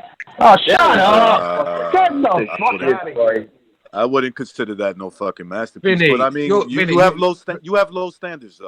Vinny. Actually, if you want to give Floyd a I masterclass, can't imagine what your girlfriend looks like, Vinny, with your standards. if you want to give Floyd a masterclass, give Floyd against Canelo was actually. Dude, he held him half. No, I didn't like that before. I didn't like it. I know it was a good performance. I didn't like that. Recognize, it's so funny, man. Their standards. This is what happens, and it sucks because their standards. They imagine if they held their fighters to 1/10 the standards they hold fucking any perceived white. Jimmy, they would be disappointed in every fight. Jimmy, he just said that anyone that says Pacquiao for a masterclass is a casual. Yeah, he's bringing out Rigondeaux's name ahead of Pacquiao. I mean, this is where we are. You're crazy. Listen, Vinny, you're crazy. Bye. Just say you're an LWBC stan. Shut the fuck up and get off the phone. Come on. Vince, nice. I like Vinny on that. I like to move for that. Just one more thing, guys, before I leave. We got 2 weeks until No More Fury, and Lomachenko's time is coming up soon, and we won't hear from him as well. Let me tell you something. Vinny, let me tell you something. Deontay Wilder's career is ended on that night. It's going to be ended on that night. Fury is going to beat him into submission, bruh. He's going to beat him into submission. There's going to be tears of LDBC everywhere. They're going to be jacking off. Oh, why did you lose? And I'll be dancing. It's going to be the most beautiful sight in the history of the boxing. Yeah, it's going to be that bad. Quentin Tarantino's going to do a movie about it. That's how bad it's going to be. And the movie's going to be shit as well. Yeah. The movie will be shit as well, but it's going to be a destruction. And you'll be in it, Vinny. And you'll be in it, Vinny Mac. You'll be in that movie. There'll be sound bites of your. Vince, I like your opinion, but you should study the sport a little more, my man. Jackson, you need to calm down, okay? Your prediction is not any more more sound than what Mark just said. I'm sorry to say. I like you. Listen, Jackson, hold on. That was Jackson. Jackson's always on me because I think Langford's the greatest fighter of all time. and he somehow thinks that Look, I don't know what I'm talking about. Listen, when Mark goes for a shit, Vinny, he shits out more boxing knowledge than you know. That's a fact.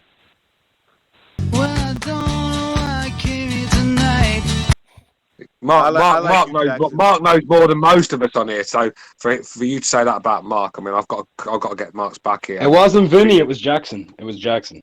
Oh, sorry, Jackson. No, Come you on, know man. the history. I'm not going to argue. You do. I like you, Jackson. I'm not going to argue. But you I don't can't like argue Vinnie Mac. against stuff that's not on tape. I don't like Vinnie Mac.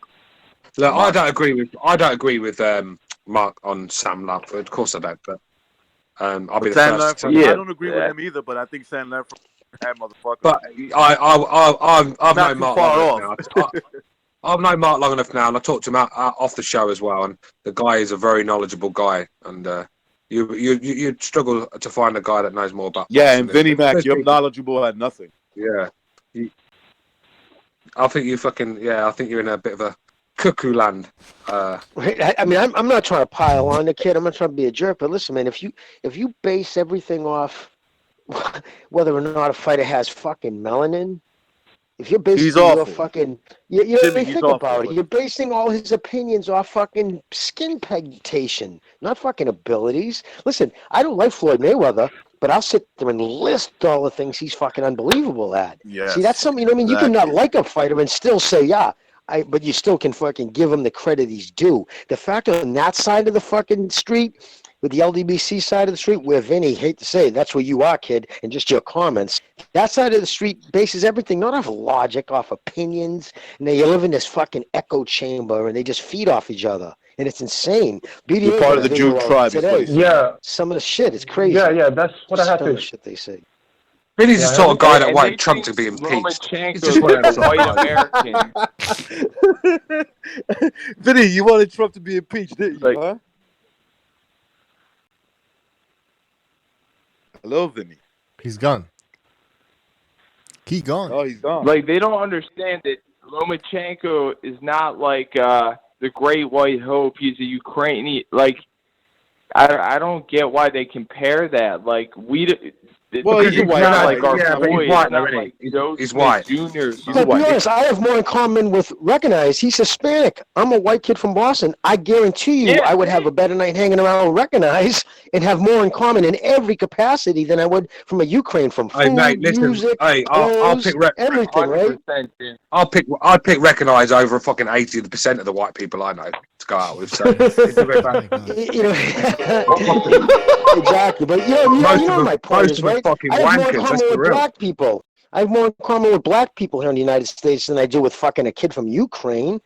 You know what I mean? So it's crazy. It's just like, well, But this white hope, this great white hope thing's always been an American thing. But, it's because America, for some reason, white fighters in America are just not cutting the mustard. So No, you know what it is? You know what it is, Stu? They're too busy cucking the whites in America, and a lot of whites are actually that's their business if they want to fall for it, and you got to lay blame on That's some faggot ass shit, that is. Yeah, there's some real faggot ass shit going down over there. I mean, let's be real. They've got this thing in their head where, I mean, I think it's I've said it before on the show. It's born for Americans from when they're birth. They've always been taught that they're the best at everything, and they can't get their head round that some fucking little Ukrainian guys is coming beating up their brothers, and they just can't get their head round it. But this is the real world. This is, like I said, this is not the Truman Show. There's actually a fucking world out there where there's other white people outside of America that can actually fucking throw hands. I mean, go and ask Blood Boxing about some of the white boys when he used to live in England. He said some of them white boys in England can fucking seriously fight, and you just got to look at our boxers. We can. We fucking hold our own for a small country. We different breed over it. For some reason, you guys prefer UFC and. You're talking about blood boxing, right?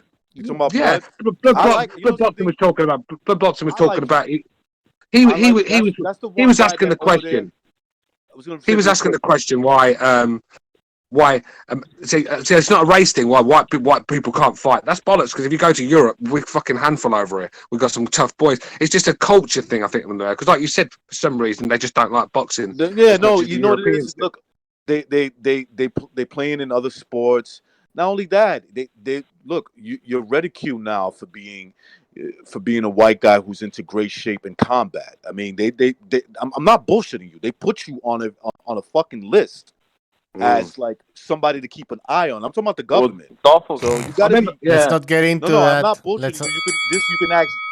You can even ask Jimmy. Jimmy would tell you. Also, the Jimmy would. No. Let's change the subject. No, actually, Bucho, I'm not bullshitting you. There's people I'm that not are saying I don't believe actually you. on the list I'm not because saying I they don't take believe care you. of their bodies and they have a little fight club. They have a little fight club team. I remember when George Groves fought Carl Froch, and I remember going on a forum. I think it was one of them LDBC forums, and they was talking about that fight, and they was saying them white boys in England would smoke the white boys over here in boxing because they're not used to seeing two tough guys throw hands and with good chins and good power. Because for some reason, like I said, the days of Jack Dempsey are long gone. They've got Paulie Malignaggi to fucking look up to, ain't they? So now you know who will give you a run for your money. You know who will give you a run for your money as terms of white guys? Aryan Brotherhood. Those dudes don't give a fuck. They're public enemy number one, bro. Well, if you look at the most dangerous gangs in America, they usually top the list all the time. They just don't have the numbers. But when you fuck with them, yeah, but when you fuck with them, you're in big trouble, no matter who you are.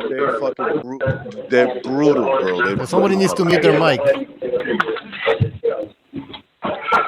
No, but I don't want to be mean to the guy Vince. Like, I'm gonna let him have his opinion. No, but it's not Pete. I mean, he just needs to watch the sport a little more. I think.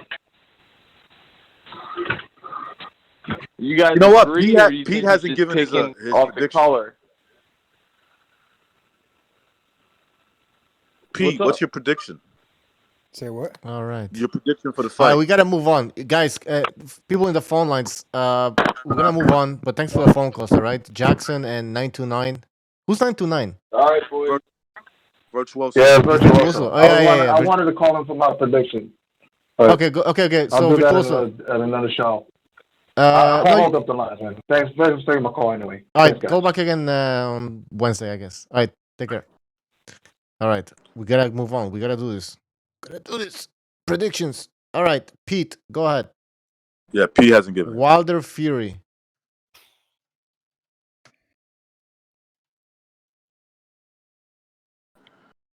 Shit, man. All right. He just got up. Yeah, He just yeah, got up. exactly. He needs some coffee before he Yeah, makes I that know. prediction. It's a tough one, man. You are 'cause, lying. they're both so fucking unpredictable, man. Give me a minute. Keep going. Give me a minute. Okay, who's next? Jimmy? Tell you, it's tough. I know. I gotta find Honestly, a well, it comes down to with him. I mean, be honest. If it in a fair judged fight, if it goes a distance, there's no way Wilder can beat Fury. That's what I Fury think is too. Yeah. head and shoulders a better boxer. And for a big guy, it's surprising how good he's on his feet. But like Johnny said, he's got to be perfect for 36 minutes. Wilder only has to be good for half a second, get that right off.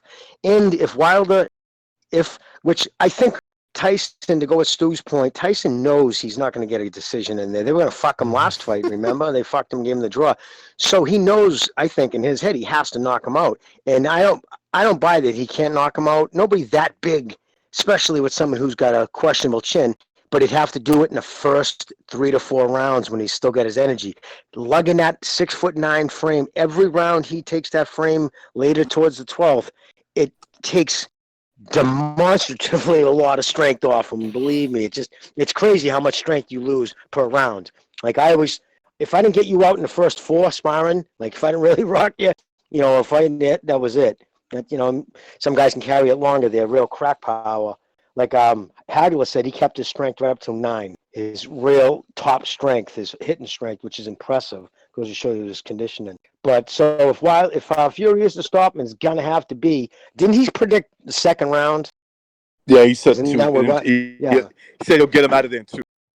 Well, realistically, the first 6 minutes of a fight, that's when he's going to be at his peak strength. So in his mind, if he doesn't get him out in the first 2, then he's going to have to get on his bike, or the first 3, get on his bike and try to take him 12. So for that reason, it's a tricky fight to fucking, to pick. I mean, I would obviously love to see him not that I have anything against Wilder, just to fucking see a lot of people eat crow. I'd love to see him knock him out, spark him out in the first 2 or 3 rounds.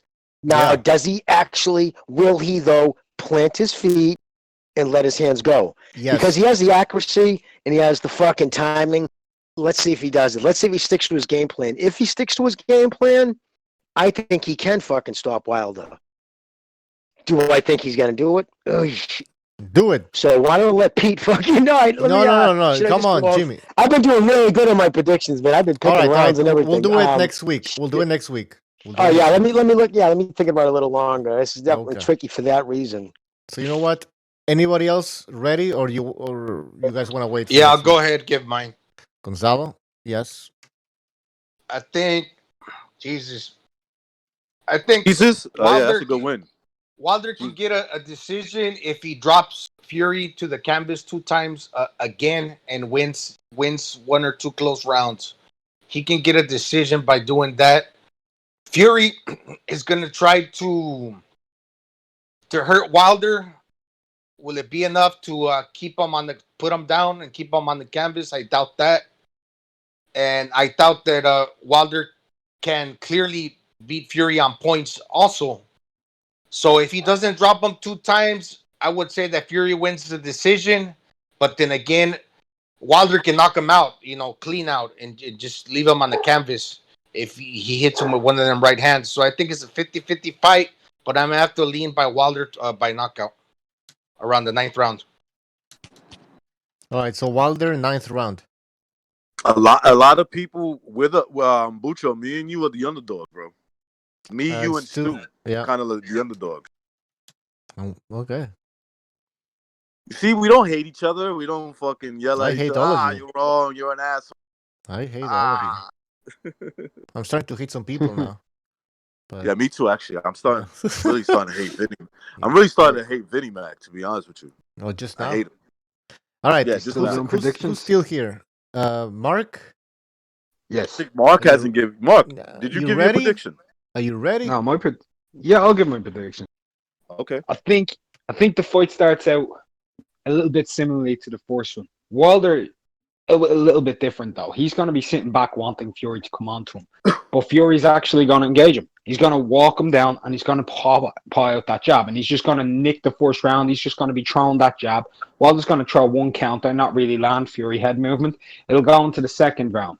Wilder, same situation, but this time Fury's going to follow on with the right hand. He's going to start banging that right hand in and he's going to hurt Wilder. Wilder's going to come out and he's going to start swinging. He's going to get desperate. He's going to start throwing those mad punches. Fury's going to go back and he's going to start jabbing. In the 3rd round, same thing's going to happen. Wilder's going to come forward like he did for the rest of the 2nd round. He's going to keep walking out. He's going to start firing off mad shots, but there's a difference. Fury's going to change southpaw, use the right hand and start bashing him in the mouth. Because I've been seeing that he's been doing pad work, southpaw as well. He's been changing between southpaw and orthodox on his pad work. And he's also been doing full sparring, which people haven't really seen. So that's a positive. Mark, did you see Fury though in the first fight? Leaving himself wide open with his left hand down for that right hand from Wilder.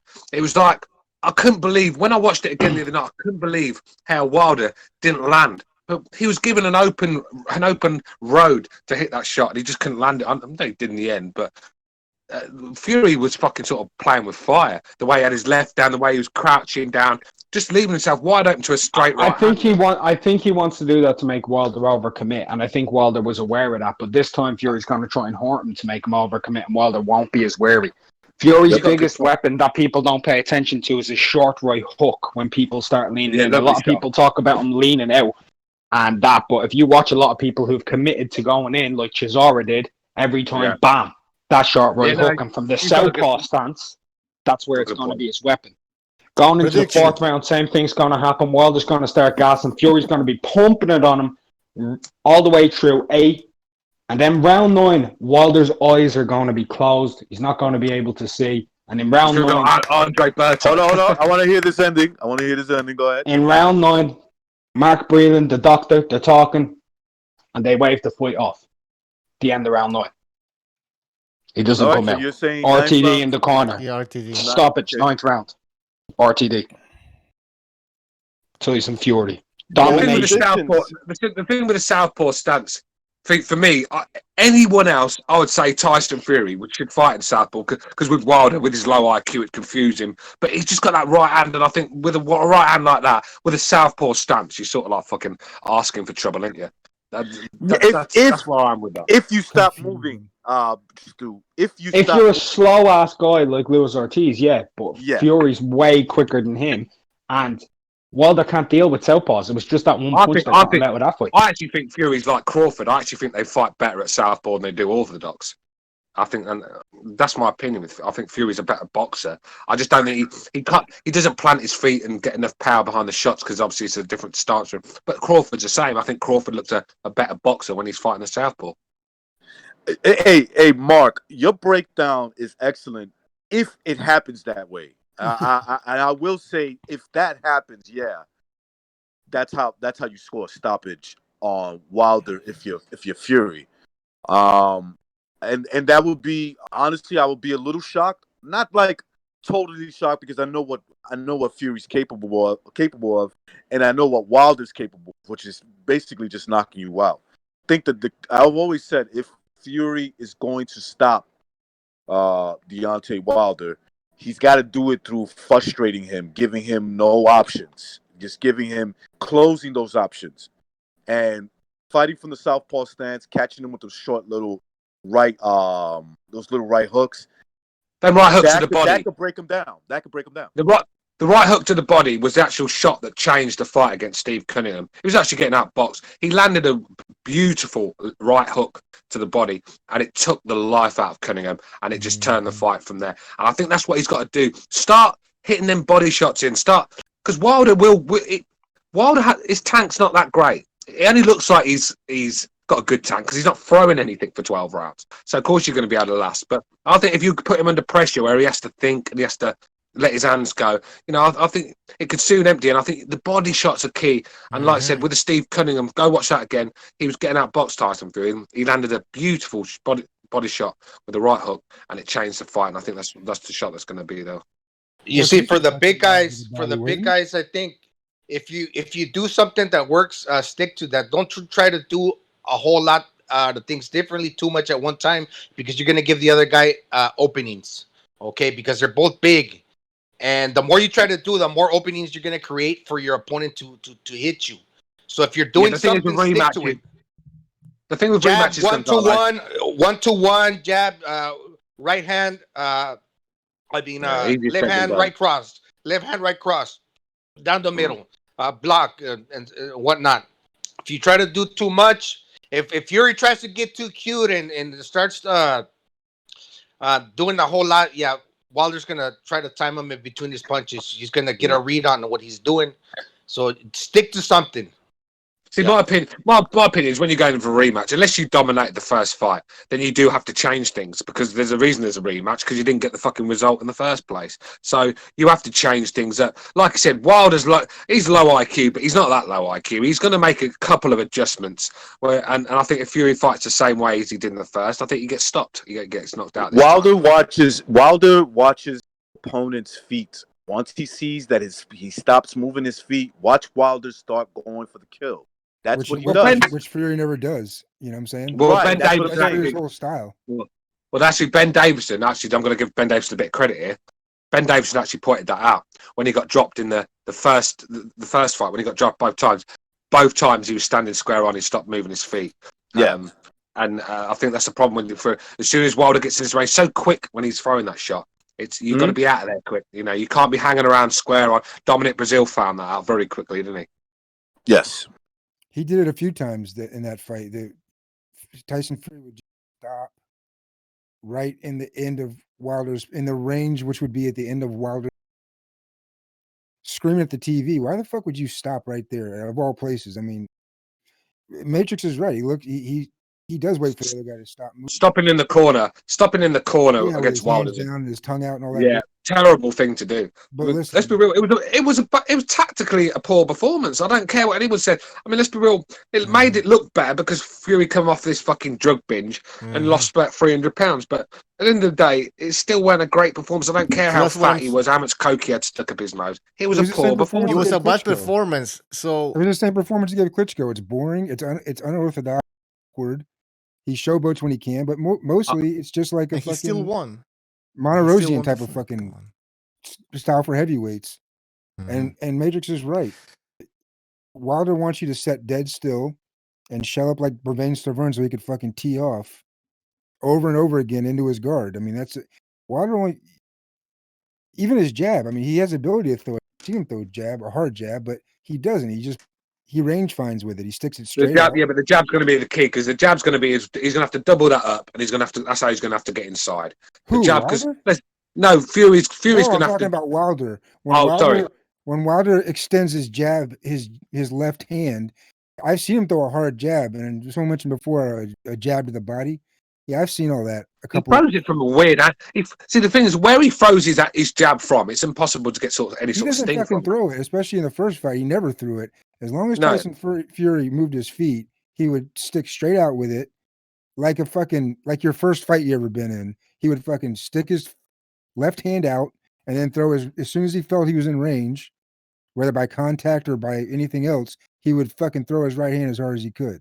That's what he does in every fight. He range. Fury's going to have to use that jab. That's going to be the key. He's going to have to use that jab because Wilder has to reset. Every time you jab Wilder, he has to reset because his feet have got to be perfect. He's got to be at the right distance, and that's why he was getting confused in the first one. The jab was the key, but this time, because I said I don't want him to be fighting at that distance. He's got to double up the jab, get inside, and that's where he does his dangerous work for me. All right, guys. I think the jab is key. What are you interrupting now for, Butcher? What's happening? I got out into the show, man. It's been like 3 hours. Is it really? Fucking hell, has that gone 3 hours already? I know. You were saying that you wanted to go to sleep early, so I'm doing you a favor over here. Well, yeah, by interrupting me halfway through a fucking sentence. Oh, yeah. come on, man. Come on. Come on. Everybody's talking. So, No, anyways. I'm only kidding. But that's the key. That's the key. That's the key. What Fury does have to. Fury has to change things up. Anyone that can't see that, then don't be surprised when he gets knocked out. Yeah. I just want to remind people that Wednesday we're gonna have a show. Mr. BDA will host, and we're gonna be interviewing Memo Heredia, the strength and conditioning coach of a lot of boxers right now. And so stay tuned for that. What else? That's pretty much it. Like the video and check out the Second Renaissance. We'll be having shows this week. That's pretty much it. Anybody else who wants to close the show here? Yeah, I'll close it with this is the first fight I've paid for in a while. And you know me, guys, last year I spent half my fucking inheritance on fucking boxing fights, that were bum fights. So I'm not gonna be buying any old bum fight from now on. But the Wilder Fury one will be definitely one I'll stick my money in my pocket for. I'm really excited for it. It's just a fight. It's gonna get me back into boxing again. I've lost a bit of love for this sport. And I need something to bring the spark back, and I think this is the key. This one here. Absolutely. This is a pay-per-view fight. Be careful. Be careful of what? I said that's what they said about Mayweather Pacquiao. A lot of people were saying. Oh no, yeah, fuck, no, man. No, but to be fair, Pacquiao Mayweather, right? It waited so long that it's just I lost interest in that before it even happened. I bought it because it was the thing to do, but I didn't have the excitement like I did for this one. I just didn't. I can't think of two more quicker ways to get a gun in your mouth than getting your hopes up for a fucking super fight in this day and age, and tallying up all my pay-per-view, tallying up all the money I've spent on boxing. Oh my god. But I've got enough negativity in my life right now as it is. I want to try and stay positive for this fucking fight. Just hope right. Yeah, then you're right. Then. I just want something to happen, Pete. I think us boxing fans deserve some sort of fucking excitement, don't we? I agree. So you and I are the same. Hey, we're sitting here at 7:00 at night talking on the fucking. I mean, we want it. I'm with you. You're right. It's interesting. There's so many question marks with it. There's so many question marks with both these guys. To be honest with you. And so much vulnerability that it isn't. I think what it is with that fight, I think it's just even if they're not throwing punches, it's the tense. It's going to be tense. You're just waiting for someone to land. You're just waiting for something to happen. And because obviously we want to see Wilder lose badly, they want to see Fury lose badly. It's going to be more about getting one on the LDBC than getting the win for Tyson, if you get what I'm saying, for a lot of people. But it's just got the whole aura around the fight. It's exciting for me. Because, one guy's going to lose that 0. I just don't see another draw on the card. So I think someone's going to get stopped in this fight. I really do. Did I'm sorry, I'm back, boys. Go ahead, Johnny. Go ahead. The rest of Yeah, but quickly. the prediction. You're breaking up, Johnny. Yeah, Johnny. You're breaking up. All right, You sound guys. like Vinny. You Well, sound like Vinny okay, was- guys. Vinny, take your retainer out before you call in next time. Take the fucking retainer out of your mouth. In the Really chat, understand. I posted a link in the chat. It's a video I made. You guys can write your predictions there in the comment section, obviously. So go check that video out. I'm posting the link in the chat. Go over there and write your predictions. All right. Or if you call in, I can write your predictions on the main list over here. But you have to call in for that. Yeah, and like I said, if you get it right, I don't want you to come going on like you're fucking Biff Tannen from Back to the Future with your fucking betting. But it's boxing. It can, sometimes you pick them right, sometimes you pick them wrong. It's like I said, because it's so corrupt. It's very hard to get right, isn't it? Yeah, I mean, it's gonna be crazy. The outcome, no matter what the outcome is, it's gonna be fucking insane. But anyways, guys, we have to end the show. So I want to thank all of you for joining us. Everybody in the chat as well. We'll see you on Wednesday. Peace, Go ahead, boys. Johnny. All right, take care, guys. See ya. Yeah. Take care, everyone. Don't forget to like the video, people. Help us out.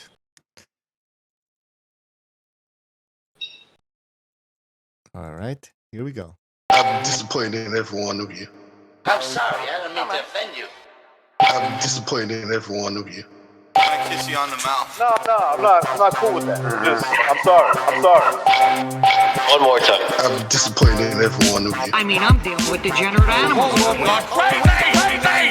disappointed in every one of you. Disappointed in every one of you. All right, come on. Honestly, I can't do it no more. I'm disappointed in every one of you. Let me tell you why. It's gonna be all right, Nicky. Go ahead, shoot. You just killed a fucking man. What are you going to do about it? You're happy because you got nothing. You don't got a thing. You're happy because you got nothing. I want to get out of this rat hole. I want to get online. I need BDA Boxing.